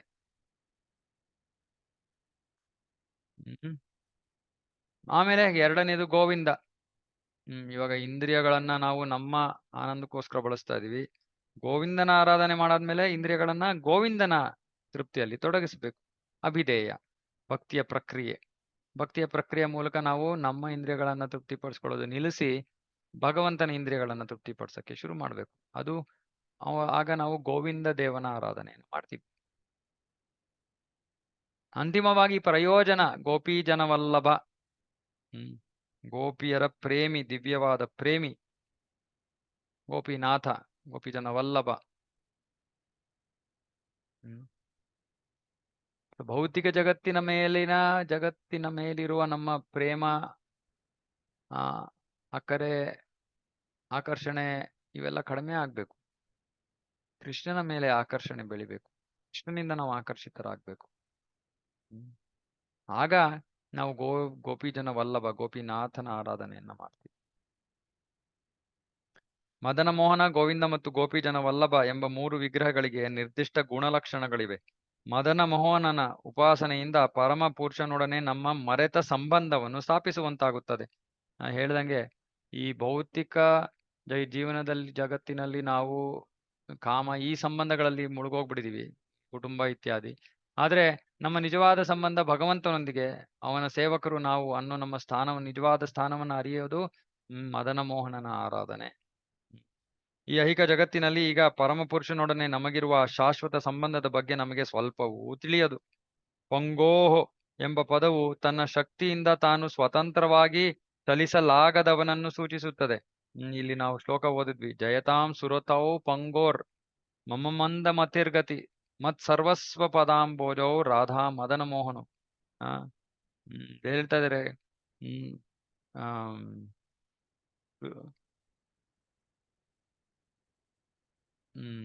ಪೊಂಗೋ ಅಂದ್ರೆ ಕುಂಟ. ಮಮ ಮಂದ ಮತಿರ್ಗತಿ, ಬುದ್ಧಿ ಇಲ್ದವನು, ಕುಂಟ ಬುದ್ಧಿ ಇಲ್ದೇ ಇರೋವನು ನಾನು ಕುಂಟ ಮತ್ತು ಮತಿಹೀನ. ಅವರೇ ನನಗೆ ದಾರಿ ದೀಪ ತೋರ್ಸೋರು. ಹಾಗಾಗಿ ಅವರಿಗೆ ನಮಸ್ಕಾರ ಮಾಡ್ತಾ ಇದ್ದೀನಿ. ಮಂದಮತೆ ಎನ್ನುವುದು ಪ್ರಾಪಂಚಿಕ ಕೆಲಸ ಕಾರ್ಯಗಳಲ್ಲಿ ಮುಳುಗಿರುವುದರಿಂದ ಬುದ್ಧಿಮಟ್ಟಾಗಿರುವವನನ್ನು ಸೂಚಿಸುತ್ತದೆ. ಎಲ್ಲರೂ ಕೂಡ ಮಂದಮತಿಗಳು. ಪ್ರಾಯಣಲ್ಪ ಸಭ್ಯ ಖಲವು ಅಸ್ಮಿನ್ ಯುಗೇ ಜನ ಮಂದಾಸು ಮಂದಮತಯೋ ಮಂದ ಭಾಗ್ಯ ಉಪತೃತಃ. ಭಾಗವತದಲ್ಲಿ 1ನೇ ಸ್ಕಂದ ಹೇಳ್ತಾ ಇದ್ದಾರೆ, 1ನೇ ಅಧ್ಯಾಯದಲ್ಲಿ. ಕಲಿಯುಗದ ಜನರ ಗುಣಲಕ್ಷಣಗಳೇನು? ಮಂದಾಸು ಮಂದಮತೆಯೋ, ಮಂದಮತೆ. ಯಾಕೆ ಮಂದಮತೆ? ಭೌತಿಕ ಪ್ರಪಂಚ ಕೆಲಸ ಕಾರ್ಯಗಳಲ್ಲಿ ಮುಳುಗೋಗಿರೋರು ಮಂದಮತೆ. ಮತಿಹೀನ. ಅಂತವರು ಕಾಮಿ ಕರ್ಮಗಳಲ್ಲಿ ತಮಗೆ ಒಳಿತಾಗಲಿ ಎಂದು ಬಯಸದೆ, ಮಾನಸಿಕ ಊಹಾಪೋಹದಲ್ಲಿ ತೊಡಗದೆ ಸುಮ್ಮನೆ ಪರಮಪುರುಷನಾದ ಕೃಷ್ಣನಿಗೆ ಶರಣಾಗುವುದು ಲೇಸು. ಯಾರು ಕುಂಟರು ಬುದ್ಧಿಹೀನರು, ಅವರು ಬೇರೆ ಬೇರೆ. ಅಂದ್ರೆ ಕುಂಟರು ಬುದ್ಧಿಹೀನರು ಅಂದ್ರೆ ಭೌತಿಕತೆಯಲ್ಲಿ ಮುಳುಗಿರುವಂತ ಜನರು. ಅವರಿಗೆ 3 ಆಯ್ಕೆಗಳಿವೆ.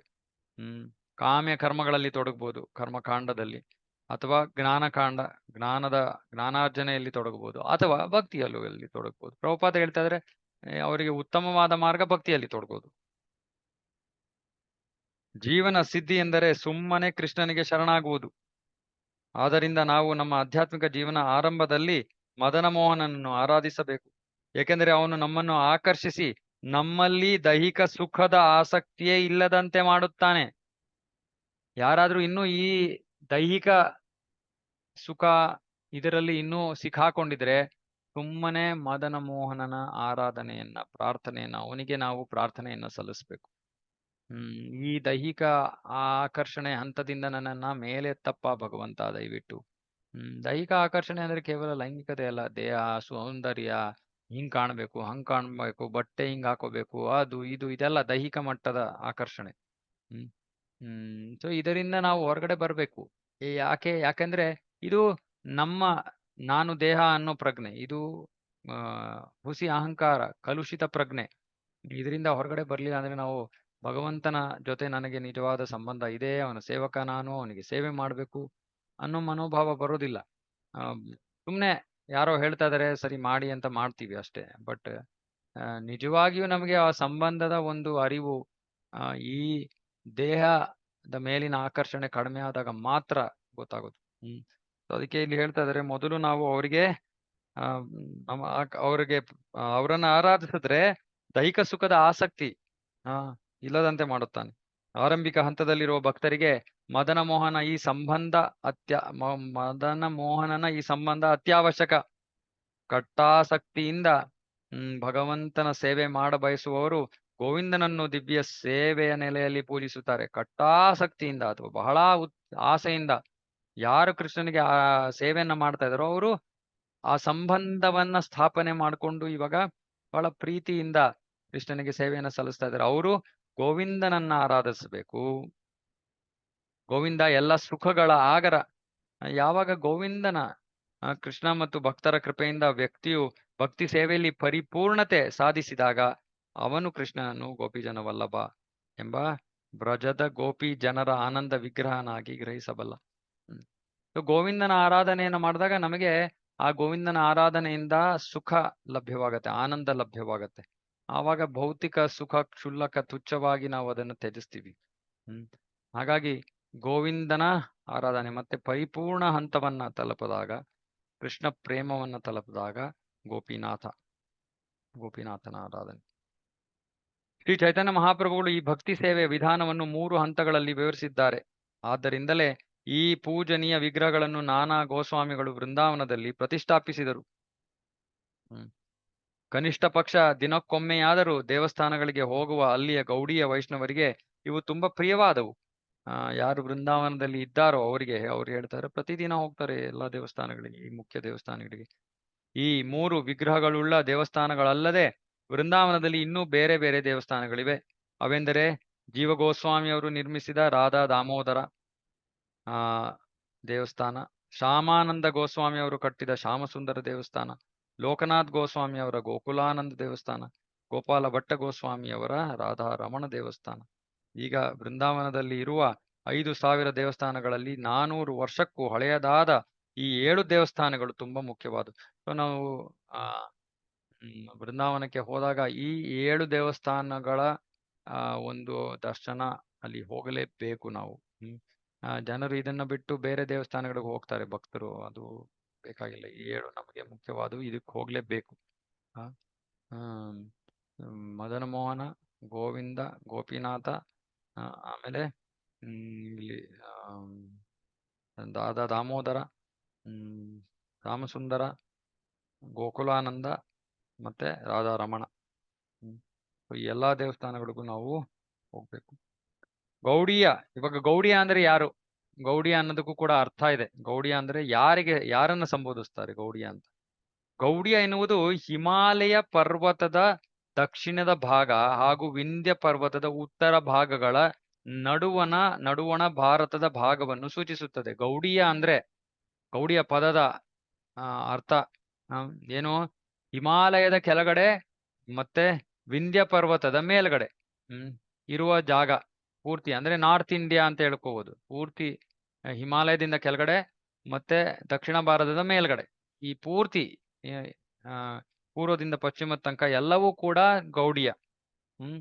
ಈ ಭಾಗವನ್ನು ಆರ್ಯಾವರ್ತ ಅಂದರೆ ಆರ್ಯರ ಪ್ರದೇಶ ಎಂದು ಕರೆಯುತ್ತಾರೆ.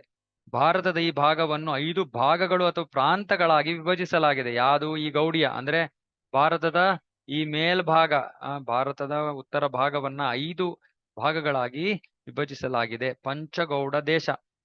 ಮೊದಲನೇದು ಸಾರಸ್ವತ. ಸಾರಸ್ವತ ಅಂದ್ರೆ ಕಾಶ್ಮೀರ ಮತ್ತೆ ಪಂಜಾಬ್, ಇದಕ್ಕೆ ಸಾರಸ್ವತ ಅಂತ ಕರೀತಾರೆ. ಆಮೇಲೆ ಕಾನ್ಯಕುಬ್ಜ. ಕಾನ್ಯಕುಬ್ಜ ಅಂದ ಈಚಿನ ಲಕ್ನೋ ನಗರವೂ ಸೇರಿದಂತೆ ಉತ್ತರ ಪ್ರದೇಶ್. ಲಕ್ನೋ ಸೇರಿದಂತೆ ಉತ್ತರ ಪ್ರದೇಶ, ಅದನ್ನ ಕಾನ್ಯಕುಬ್ಜ ಅಂತ ಕರೀತಾರೆ. ಎರಡನೇದು ಮಧ್ಯಗೌಡ ಅಂದ್ರೆ ಮಧ್ಯಪ್ರದೇಶ. ಆಮೇಲೆ ಮೈಥಿಲ. ಮೈಥಿಲ ಅಂದ್ರೆ ಬಿಹಾರ್ ಮತ್ತು ಬಂಗಾಲದ ಸ್ವಲ್ಪ ಭಾಗ, ಎಡಗಡೆ ಭಾಗ.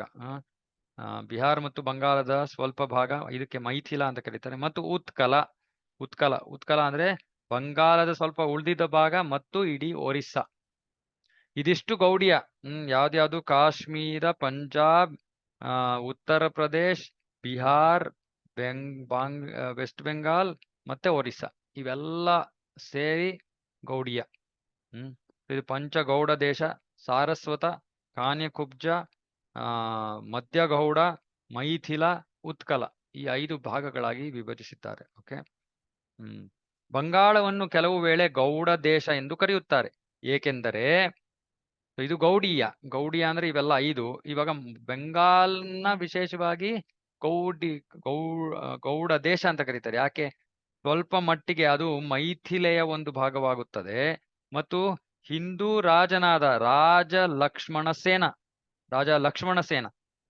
ಲಕ್ಷ್ಮಣ ಸೇನ ಅಂತ ಒಬ್ಬ ರಾಜ ಇದ್ದ. ಅವನ ರಾಜಧಾನಿಯನ್ನು ಗೌಡ ಎಂದು ಕರೆಯುತ್ತಿದ್ದರು.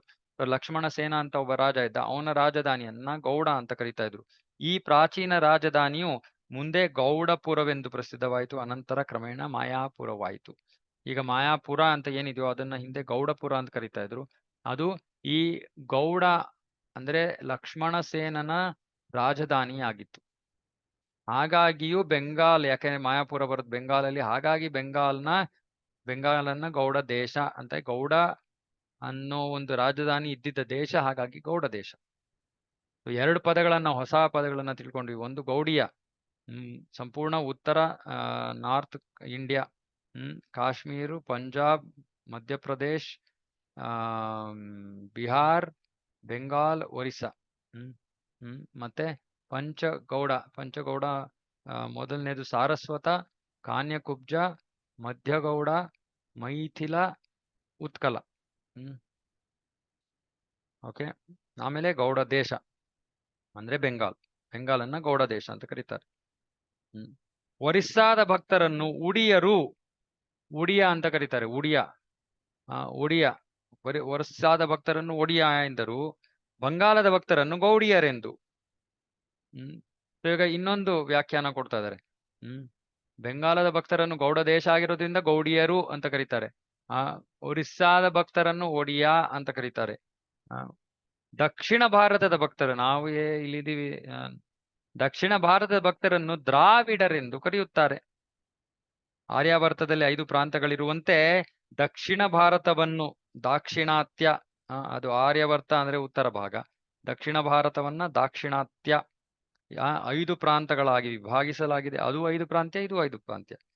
ಇವನ್ನು ಪಂಚದ್ರಾವಿಡ, ಅದನ್ನ ಪಂಚಗೌಡ ಅಂತ ಕರೆದಂಗೆ ಇದನ್ನ ಪಂಚದ್ರಾವಿಡ ಎಂದು ಕರೆಯುತ್ತಾರೆ. 4 ವೈಷ್ಣವ ಶಿಷ್ಯ ಪರಂಪರೆ, ಗುರು ಶಿಷ್ಯ ಪರಂಪರೆಗಳ 4 ವೈಷ್ಣವ ಆಚಾರ್ಯರು, ಮಾಯವಾದ ಪಂಥದ ಶ್ರೀಪಾದ ಶಂಕರಾಚಾರ್ಯರು ಪಂಚದ್ರಾವಿಡ ಪ್ರಾಂತಗಳಲ್ಲಿ ಅವತರಿಸಿದರು. 4 ವೈಷ್ಣವ ಪರಂಪರೆಗಳು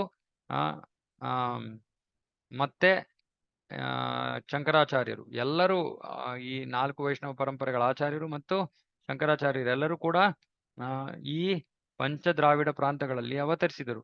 ಗೌಡಿಯ ವೈಷ್ಣವರು ಒಪ್ಪಿರುವ 4 ವೈಷ್ಣವ ಆಚಾರ್ಯರಲ್ಲಿ ಶ್ರೀ ರಾಮಾನುಜಾಚಾರ್ಯರು ಆಂಧ್ರ ಪ್ರದೇಶದ ದಕ್ಷಿಣ ಭಾಗದಲ್ಲಿರುವ ಮಹಾಭೂತಪುರಿಯಲ್ಲಿ, ಶ್ರೀ ಮಧ್ವಾಚಾರ್ಯರು ಮಂಗಳೂರು ಜಿಲ್ಲೆಯ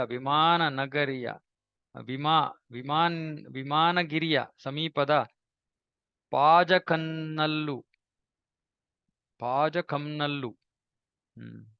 ಗೊತ್ತಿಲ್ಲ, ಪಾಜಕಮ್ನಲ್ಲು. ಮತ್ತೆ ವಿಷ್ಣು ಸ್ವಾಮಿಯವರು ಪಾಂಡ್ಯದಲ್ಲೂ, ನಿಂಬಾರ್ಕರು ದಕ್ಷಿಣ ತುದಿಯ ಮುಂಗೇರ ಪಟ್ಟಣ, ದಲ್ಲೂ ಜನಿಸಿದರು. ಸೊ 4 ವೈಷ್ಣವ ಪರಂಪರೆಗಳು ಕೂಡ ದಕ್ಷಿಣ ಭಾರತದಿಂದ ಬಂದಿರೋದು. ಹೇಳ್ತಾರೆ ರಾಮಾನುಜಾಚಾರ್ಯರು ಆಂಧ್ರ ಪ್ರದೇಶದಲ್ಲಿ ಮಹಾಭೂತಪುರಿ, ಆಮೇಲೆ ಮಧ್ವಾಚಾರ್ಯರು ಮಂಗಳೂರು ಜಿಲ್ಲೆಯ ಪಾಜಕಂನಲ್ಲು, ಆಮೇಲೆ ವಿಷ್ಣುಸ್ವಾಮಿ ಪಾಂಡ್ಯ ಅನ್ನೋ ಜಾಗದಲ್ಲಿ, ನಿಂಬಾರ್ಕರು ಮುಂಗೇರು ಪಟ್ಟಣ, ಮಹಾಭೂತಪುರಿ, ಪಾಜಕಂನಲ್ಲು, ಪಾಂಡ್ಯ, ಮುಂಗೇರು ಪಟ್ಟಣ. ಶ್ರೀ ಚೈತನ್ಯ ಮಹಾಪ್ರಭುಗಳು ಮಧ್ವಾಚಾರ್ಯರ ಗುರು ಪರಂಪರೆಯನ್ನು ಒಪ್ಪಿದರು. ಆದರೆ ಅವರ ಪರಂಪರೆ ವೈಷ್ಣವರು ಮಧ್ವ ಸಂಪ್ರದಾಯಕ್ಕೆ ಸೇರಿದವರೆಂದು ಹೇಳಿಕೊಳ್ಳುವ ತತ್ವವಾದಿಗಳನ್ನು ಒಪ್ಪುವುದಿಲ್ಲ. ಇವಾಗ ಮಧ್ವಾಚಾರ್ಯರ ಅನುಯಾಯಿಗಳನ್ನು ತತ್ವವಾದಿಗಳು ಅಂತ ಕರೀತಾರೆ. ನಮ್ಮ ಬ್ರಹ್ಮ ಮಧ್ವ ಗೌಡಿಯ ಸಂಪ್ರದಾಯ ಮಧ್ವ ಸಂಪ್ರದಾಯದಿಂದ ಪ್ರಾರಂಭವಾಗಿದ್ರು ಕೂಡ ತಾತ್ವಿಕವಾಗಿ ಬಹಳ ಅಂತರವಿದೆ ಮಾಧ್ವರಿಗೂ ನಮಗೂ. ಅವರನ್ನ ತತ್ವವಾದಿಗಳು ಅಂತ ಕರೀತಾರೆ. ಗೌಡಿಯರು ಅವರನ್ನ ಒಪ್ಪುವುದಿಲ್ಲ. ಮಾಧ್ವ ಸಂಪ್ರದಾಯದ ತತ್ವವಾದಿ ಶಾಖೆಯಿಂದ ಬೇರೆ ಎಂದು ತೋರಿಸಿಕೊಳ್ಳಲು ಬಂಗಾಳದ ವೈಷ್ಣವರು ತಮ್ಮನ್ನು ತಾವು ಗೌಡಿಯ ವೈಷ್ಣವರೆಂದು ಕರೆದುಕೊಳ್ಳಲು ಇಚ್ಛಿಸುತ್ತಾರೆ. ಶ್ರೀ ಮಧ್ವಾಚಾರ್ಯರನ್ನು ಶ್ರೀ ಗೌಡ ಪೂರ್ಣಾನಂದ ಎಂದು ಕರೆಯುತ್ತಾರೆ. ಮಧ್ವಾಚಾರ್ಯರ ಸಂಪ್ರದಾಯ, ಆದ್ರೆ ಮಧ್ವಾಚಾರ್ಯರ ಅನುಯಾಯಿಗಳನ್ನ ತತ್ವವಾದಿಗಳಂತ ಕರೀತಾರೆ. ಚೈತನ್ಯ ಮಹಾಪ್ರಭುಗಳ ಶಿಷ್ಯರು ತಮ್ಮನ್ನ ತಾವು ಇವರಿಂದ ಬೇರೆಯಾಗಿ ಗುರುತಿಸ್ಕೊಳ್ಳಲು ಇಚ್ಛಿಸ್ತಾರೆ. ಯಾಕಂದ್ರೆ ತತ್ವ ಬಹಳ ಬೇರೆಯಾಗಿದೆ. ಹಾಗಾಗಿ ನಮ್ಮನ್ನ ನಾವು ಗೌಡಿಯರು ಅಂತ ಕರಿತೀವಿ. ಮತ್ತೆ ಮಧ್ವಾಚಾರ್ಯರನ್ನು ಕೂಡ ಗೌಡ ಪೂರ್ಣಾನಂದ ಅಂತ ಅವ್ರಿಗೆ ಇನ್ನೊಂದು ಹೆಸರಿತ್ತು. ಹಾಗಾಗಿಯೂ ಇದು ಗೌಡಿಯ ಅಂತ ಕರೆಯೋದು ಸರಿನೇ ಹೋಯ್ತು, ಅವರಿಂದಾನೇ ಬಂದಿರೋದು ಗೌಡ ಪೂರ್ಣಾನಂದ. ಆದ್ದರಿಂದಲೇ ಮಾಧ್ವ ಗೌಡೀಯ ಸಂಪ್ರದಾಯವೆಂಬ ಹೆಸರು ಗೌಡೀಯ ವೈಷ್ಣವರ ಗುರು ಪರಂಪರೆಗೆ ತುಂಬಾ ಉಚಿತವಾಗಿಯೇ ಇದೆ. ನಮ್ಮ ಗುರುಗಳಾದ ಓಂ ವಿಷ್ಣುಪಾದ ಶ್ರೀಮದ್ ಭಕ್ತಿ ಸಿದ್ಧಾಂತ ಸರಸ್ವತಿ ಗೋಸ್ವಾಮಿ ಮಹಾರಾಜ್ ಅವರು ಮಾಧ್ವ ಗೌಡೀಯ ಸಂಪ್ರದಾಯದ ಪ್ರಕಾರ ದೀಕ್ಷೆ ಪಡೆದವರು. ಓಕೆ, ಹೀಗೆ ಒಂದು 19 ಶ್ಲೋಕಗಳಿಗೆ ಒಂದು ಭಾವಾರ್ಥ, ಆದ್ರೆ ಅದ್ಭುತವಾದ ಭಾವಾರ್ಥ. ನಾವು ಇಲ್ಲಿವರೆಗೂ ಓದಿರಲ್ಲ ಇದು. ಓಕೆ, ಸೊ ಇವತ್ತಿಗೆ ಇಲ್ಲೇ ನಿಲ್ಸೋಣ. ಯಾರಿಗಾರು ಏನಾದ್ರು ಪ್ರಶ್ನೆಗಳಿದ್ರೆ ಕೇಳಿ. ಬಹಳ ಹೊಸ ವಿಷಯಗಳು, ಹಾಗಾಗಿ ತೊಂದರೆ ಇಲ್ಲ, ಸಮಸ್ಯೆ ಏನಾದ್ರು ಅರ್ಥ ಆಗಿಲ್ಲ ಮಾಡ್ಲಿಲ್ಲ ಅಂದ್ರೆ ದಯವಿಟ್ಟು ಕೇಳಿ. ನನಗೆ ಎಷ್ಟು ತಿಳಿದೆಯೋ ನಾನು ಅಷ್ಟು ವಿವರಿಸ್ತೀನಿ. ಸಾರಾಂಶದಲ್ಲಿ 14 ಶ್ಲೋಕಗಳು. 14 ಶ್ಲೋಕಗಳ ವಿವರಣೆ ಇವಾಗ ಶುರು ಆಗತ್ತೆ ಮುಂದೆ. 14 ಶ್ಲೋಕಗಳಾದ್ಮೇಲೆ 3 ಈ ಸಂಬಂಧ ದೇವತೆ, ಅಭಿಧೇಯ ದೇವತೆ, ಪ್ರಯೋಜನ ದೇವತೆ, ಮದನ ಮೋಹನ, ಗೋವಿಂದ, ಗೋಪಿನಾಥರಿಗೆ ಪ್ರಣಾಮಗಳನ್ನು ಸಲ್ಲಿಸಿ, ಕೃಷ್ಣದಾಸ್ ಕವಿರಾಜ್ ಗೋಸ್ವಾಮಿ ಅವರು, ಚೈತನ್ಯ ಮಹಾಪ್ರಭುಗಳು, ನಿತ್ಯಾನಂದ ಪ್ರಭುಗಳು, ಅದ್ವೈತ ಆಚಾರ್ಯರಿಗೆ, ಭಕ್ತರಿಗೆ ಪ್ರಣಾಮಗಳನ್ನು ಸಲ್ಲಿಸಿ ವಿವರಣೆಯನ್ನ ಶುರು ಮಾಡಿದ್ದಾರೆ. ಇವಾಗ 1ನೇ ಶ್ಲೋಕದಲ್ಲಿ ಈ 3 ವಿಗ್ರಹಗಳ ಬಗ್ಗೆ ಮಾತಾಗಿದೆ. ಓಕೆ, ಇಷ್ಟು ಇವತ್ತು ನಡೆದಿರುವಂತ ವಿಷಯ. ಓಕೆ, ಯಾರಿಗಾರು ಏನಾದ್ರು ಪ್ರಶ್ನೆಗಳಿದೆಯಾ?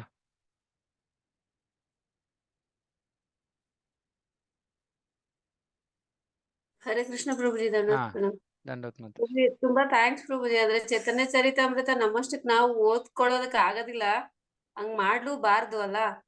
ಸೊ ನೀವೀಗ ಸ್ಟಾರ್ಟ್ ಮಾಡಿದಿರಿ, ಸೊ ನಾನ್ ಪ್ರೇ ಮಾಡ್ತೀನಿ ಚೈತನ್ಯ ಮಹಾಪ್ರಭು ಅವ್ರ ಹತ್ರ. ಸೊ ಬಿಡದೆ ನಾನು ತಪ್ಪದೇ ಈ ಸೆಷನ್ ಅಟೆಂಡ್ ಮಾಡೋದಕ್ಕೆ ಅವ್ರು ಮರ್ಸಿ ಕೊಡ್ಲಿ ಅಂತ. ನೀವು ನಿಮಗ್ ಪ್ರಾರ್ಥನೆ ಮಾಡಿ, ಮೊದ್ಲು ನನಗೆ ಎಲ್ಲರೂ ಪ್ರಾರ್ಥನೆ ಮಾಡಿ, ನಾನ್ ಪ್ರತಿದಿನ ಅಟೆಂಡ್ ಮಾಡಂಗ ಆಗ್ಲಿ ಅಂತ. ಪ್ರಭು ಹೇಗಿದ್ದೀರಾ ಇವಾಗ? ಆಕ್ಚುಲಿ ಶ್ರುತಿ ಮಾತಾಜಿ ಹೇಳಿದ್ರು. ಓಕೆ, ಆಮೇಲೆ ವಿಡಿಯೋ ರೆಕಾರ್ಡಿಂಗ್ ನಡೀತಾ ಇದೆ. ಓಕೆ, ಸೊ ಬೇರೆಯವ್ರಿಗೂ ತಿಳಿಸಿ, ಯಾರು ಕನ್ನಡದಲ್ಲಿ ಶ್ರವಣ ಮಾಡಕ್, ಯಾಕಂದ್ರೆ ಇದು ಚೈತನ್ಯ ಚರಿತಾಮೃತ ಎಲ್ಲೂ ಯಾರು ಅಷ್ಟೊಂದು ಶ್ರವಣ ಮಾಡಿರಲ್ಲ. ಸೊ ಯಾರೇ ಎಲ್ಲೇ ಇರ್ಲಿ ಸ್ವಲ್ಪ ಸೀರಿಯಸ್ ಆಗಿ ಭಕ್ತಿಯನ್ನ ಮಾಡ್ತಾ ಇದ್ದಾರೆ ಅಂದ್ರೆ ಅವರು ಚೈತನ್ಯ ಚರಿತಾಮೃತವನ್ನ ಓದಿ ಅರ್ಥ ಮಾಡ್ಕೊಂಡಿರ್ಬೇಕು. ಹಾಗಾಗಿ ಯಾರಿಗೆ ಶ್ರವಣ ಮಾಡ್ಬೇಕು ಅಂತ ಆಸಕ್ತಿ ಇದೆಯೋ ಅವ್ರಿಗೆಲ್ಲ ಹೇಳಿ. ಯಾಕಂದ್ರೆ ಇದು ಭಾಗವತ ಅಂದ್ರೆ ನಾವು ಎಷ್ಟೊಂದು ಕೇಳಿರ್ತೀವಿ, ಆದ್ರೆ ಚೈತನ್ಯ ಚರಿತಾಮೃತ ಅಷ್ಟು ಕ್ಲಾಸ್ಗಳು ಯಾರು ಮಾಡುತ್ತಾ ಇಲ್ವಲ್ಲ. ಯಾವ ದೇವಸ್ಥಾನದಲ್ಲೂ ಇವಾಗ ಚೈತನ್ಯ ಚರಿತಾಮೃತ ಮಾಡ್ತಾ ಇಲ್ಲ. ಎಲ್ಲೋ ಹಬ್ಬ ಬಂದಾಗ ಅಲ್ಲಿ ಇಲ್ಲಿ ಒಂದೊಂದು ಅಲ್ಲಿ ಇಲ್ಲಿ ಓದ್ತಾ ಇದೀವಿ. ಸೊ ಎಲ್ಲರಿಗೂ ತಿಳಿಸಿ, ಜಾಸ್ತಿ ಜನರಿಗೆ ಲಾಭವಾಗ್ಲಿ. ಎನಿವೆ ನಾನು ವಿಡಿಯೋ ರೆಕಾರ್ಡಿಂಗ್ ಮಾಡ್ತಾ ಇದೀನಿ, ಹಾಕ್ತೀನಿ. ಭಾಗವತ ಓದಿಲ್ಲ ಅಂದ್ರು ಚೈತನ್ಯ ಚರಿತಾಮೃತ ಯಾಕಂದ್ರೆ ನಾನು ಓದಿಲ್ಲ ಪ್ರಭುಜಿ. ಭಾಗವತ ನೀವಾದ್ರೆ ಸಾಕಷ್ಟು ಎಷ್ಟೊಂದು ವಿಷಯಗಳ ಶ್ರವಣ ಮಾಡಿರ್ತೀರ. ಭಾಗವತ್ ಚೈತನ್ಯ ಚರಿತಾಮೃತವನ್ನ ಯಾರು ಓದ್ಬೇಕು? ಅದಕ್ಕೆ ನಾನು ಹೇಳ್ದಲ್ಲ, ಒಂದು ಅದೇ ಇವತ್ತು ಕೃಷ್ಣನನ್ನ ಸ್ವೀಕಾರ ಮಾಡಿರ್ಬೇಕು, ಹ್ಮ್. ಶುದ್ಧ ಭಕ್ತಿಯನ್ನ ಆಚರಣೆ ಮಾಡೋ ಆಸಕ್ತಿ ಇರಬೇಕು. ಅವಾಗ ಹ್ಮ್. ಈ ವಿಷಯಗಳನ್ನ ನಾವು ಎಷ್ಟೊಂದು ಭಾಗವತದ ವಿಷಯಗಳೇ ಬರೋದು. ಅದಕ್ಕೆ ನಾನು ಪ್ರವಚನ ಶುರು ಮಾಡೋಕ್ಕಿಂತ ಮುಂಚೆ ಭಾಗವತದ ಒಂದು ಪ್ರಣಾಮ ಮಂತ್ರಗಳನ್ನು ಭಾಗವತ ಹೇಳುವಾಗ ನಾವು ಹೇಳೋ ಮಂತ್ರಗಳನ್ನು ಹೇಳಿದೀನಿ. ಯಾಕಂದ್ರೆ ಮಧ್ಯ ಭಾಗವತ ಶ್ಲೋಕಗಳು ಬರ್ತಾನೆ ಇರುತ್ತೆ ಚೈತನ್ಯ ಚರಿತಾಮೃತದಲ್ಲಿ. ಸೊ ಓದಿಲ್ಲ ಅಂದ್ರೆ ತೊಂದರೆ ಇಲ್ಲ, ಆದ್ರೆ ಪ್ರಶ್ನೆಗಳು ಏನಾದ್ರು ಗೊತ್ತಾಗ್ಲಿಲ್ಲ ಅಂದ್ರೆ ದಯವಿಟ್ಟು ಕೇಳಿ. ನೋಡಿ, ಒಂದು ಭಕ್ತಿಯಲ್ಲಿ ಇಷ್ಟೊಂದು ನಮಗೆ ಅಷ್ಟೊಂದು ಕಟ್ಟುನಿಟ್ಟಾದ ನಿಯಮಗಳಿಲ್ಲ. ಇದರ ಉದ್ದೇಶ ಏನು ಅಂದ್ರೆ ಈ ಮಾರ್ಗದರ್ಶನ ಭಗವದ್ಗೀತಾ, ಭಾಗವತ, ಚೈತನ್ಯ ಚರಿತಾಮೃತ ಅಂದ್ರೆ ಭಾಗವತವನ್ನ ಓದ್ಲಿಲ್ಲ ಅಂದ್ರೆ ನಾವು ನಿಜವಾಗ್ಲೂ ಕೃಷ್ಣನ ಭಕ್ತರೇ ಆಗಿಲ್ಲ ಅಂತ. ಅಂದ್ರೆ ಅದನ್ನ ಗಂಭೀರವಾಗಿ ತಗೊಂಡು ನಾವು ಭಾಗವತವನ್ನ ಸೀರಿಯಸ್ ಆಗಿ ಓದಿ ಮುಗಿಸ್ಬೇಕು. ಹಾಗನ್ಬಿಟ್ಟು ಚೈತನ್ಯ ಚರಿತಾಮೃತ ಕೇಳಲೇಬಾರ್ದಾ? ಇಲ್ಲ, ಆ ರೀತಿ ಏನಿಲ್ಲ, ಕೇಳ್ಬೋದು. ಆದ್ರೆ ಸಾಧ್ಯವಾದಷ್ಟು ಜೊತೆಗೆ ಭಾಗವತವನ್ನ ಮುಗಿಸ್ಕೊಳಕ್ಕೂ ಒಂದು ಪ್ರಯತ್ನವನ್ನ ಮಾಡಿ. ಯಾಕಂದ್ರೆ ಅದು ಮುಖ್ಯ. ಅದರ ವಿಷಯಗಳು ಎಷ್ಟೊಂದು ಇದೆ ಭಾಗವತದಲ್ಲಿ. ಅಟ್ಲೀಸ್ಟ್ ಸಾರಾಂಶ ಅಧ್ಯಯನ ಆದ್ರೂ ಮಾಡ್ಬೇಕು. ಅದು ಒಂದು ಇವಾಗ 400 ಪ್ರವಚನಗಳಿವೆ ಭಾಗವತ ಸಾರಾಂಶ ಅಧ್ಯಯನ ನಮ್ಮ ಯೂಟ್ಯೂಬ್ ಚಾನಲ್ ಅಲ್ಲಿ. ಸೊ ಅದನ್ನ ಓದಿದ್ರೆ ಅಟ್ಲೀಸ್ಟ್ ಒಂದು ಪೂರ್ತಿ ಅಂತ ಹೇಳಕ್ಕಾಗಲ್ಲ, ಒಂದು 30-40% ಆದ್ರೂ ಭಾಗವತ ನಾವು ಅರ್ಥ ಮಾಡ್ಕೊಂಡಿದೀವಿ ಅಂತ ಹೇಳ್ಬೋದು. ಅಷ್ಟು ತಿಳಿದಿದ್ರೆ ಸಾಕು ಇಷ್ಟು ಇದು ಚೈತನ್ಯ ಚರಿತಾಮೃತವನ್ನು ಪ್ರವೇಶ ಮಾಡೋದಕ್ಕೆ. ಸರಿ ಸರ್, ಥ್ಯಾಂಕ್ ಯು ಪ್ರಭು. ಹರೇ ಕೃಷ್ಣ. ಹರೇ ಕೃಷ್ಣ ಪ್ರಭು. ಹರೇ ಕೃಷ್ಣ ಮಾತಾಜಿ. ಪ್ರಭು, ಇನ್ನು ಭಾಗವತ ಈಗ ಓದ್ಲಿಕ್ಕೆ ಶುರು ಮಾಡಿರೋದು ಇನ್ನು ಫಸ್ಟ್ ಕ್ಯಾಂಟು ಓದ್ತಾ ಇರೋರ್ಗೆ ಪರವಾಗಿಲ್ಲ, ತೊಂದರೆ ಇಲ್ಲ. ಅದೇ ಹೇಳಿದ್ನಲ್ಲ, ಅದನ್ನ ಓದ್ಕೊಂಡು ಹೋಗಿ ಎಷ್ಟು ಸಾಧ್ಯ ಆಗುತ್ತೋ ನೋಡಿ. ನೀವೇನ್ ಮಾಡ್ಬೇಕು ಅಂದ್ರೆ, ಭಾಗವತ ಓದ್ ಮುಗಿಸಿಲ್ದೇ ಇರೋ ನನ್ನ ಸಜೆಷನ್ ಇದು. ಈ ಕ್ಲಾಸ್ ಅಟೆಂಡ್ ಮಾಡ್ತೀರಾ, ಭಾಗವತ ದಿನಾಗ್ಲೂ ಒಂದು ಅರ್ಧ ಗಂಟೆ ಓದಕ್ಕೆ ಪ್ರಯತ್ನ ಮಾಡಿ. ಮತ್ತೆ ಭಾಗವತದ ಸಾರಾಂಶ ಅಧ್ಯಯನದ ಲೆಕ್ಚರ್ಸ್ ಎಲ್ಲ ಕೇಳ್ಕೊಳ್ಳಿ. ಸೊ ಅವಾಗ ಏನಾಗುತ್ತೆ, ನಿಮ್ಗೆ ಅಟ್ಲೀಸ್ಟ್ ಹೆಚ್ಚು ಕಡಿಮೆ ವಿಷಯಗಳು ಗೊತ್ತಾಗತ್ತೆ. ಜೊತೆಗೆ ಯಾಕಂದ್ರೆ ಅಂದ್ರೆ ಅದೇ ಹೇಳದಲ್ಲ, ಇವಾಗ ಗೌಡಿಯ ಪರಂಪರೆಯನ್ನ ಗಂಭೀರವಾಗಿ ನೀವು ಗೌಡಿಯ ಪರಂಪರೆಯನ್ನ ಪ್ರವೇಶ ಮಾಡಬೇಕು ಅಂತ ಯಾರಿಗೆ ಆಸಕ್ತಿ ಇದೆಯೋ, ಅಂದ್ರೆ ಇಸ್ಕಾನ್ ಅಲ್ಲಿ ದೀಕ್ಷೆ ತಗೋಬೇಕು ಅಂತ ಯಾರಿಗ ಆಸಕ್ತಿ ಇದೆಯೋ ಅವರು ಇದನ್ನ ಅಟೆಂಡ್ ಮಾಡ್ಬೋದು. ಯಾಕಂದ್ರೆ ಇಸ್ಕಾನ್ ಅಂದ್ರೆ ನಮಗೆ ಚೈತನ್ಯ ಮಹಾಪ್ರಭುಗಳ ಭಕ್ತರು, ಇವ್ರನ್ನೆಲ್ಲ ನಾವು ಅರ್ಥ ಮಾಡ್ಕೊಳ್ಳಿಲ್ಲ ಅಂದ್ರೆ ನಾವೇನ್ ಭಕ್ತಿ ಮಾಡಕ್ಕಾಗತ್ತೆ? ಭಕ್ತರ ನಡುವೆ ಯಾವ ರೀತಿ ಇರಬೇಕು ಸಂಬಂಧಗಳು, ಇವೆಲ್ಲವೂ ನಮ್ಗೆ ಇದ್ರಲ್ಲಿ ಗೊತ್ತಾಗತ್ತೆ. ಹಾಗಾಗಿ ಸಮಸ್ಯೆ ಇಲ್ಲ, ಆ ರೀತಿ ಮಾಡಕ್ಕೆ ಪ್ರಯತ್ನ ಮಾಡಿ.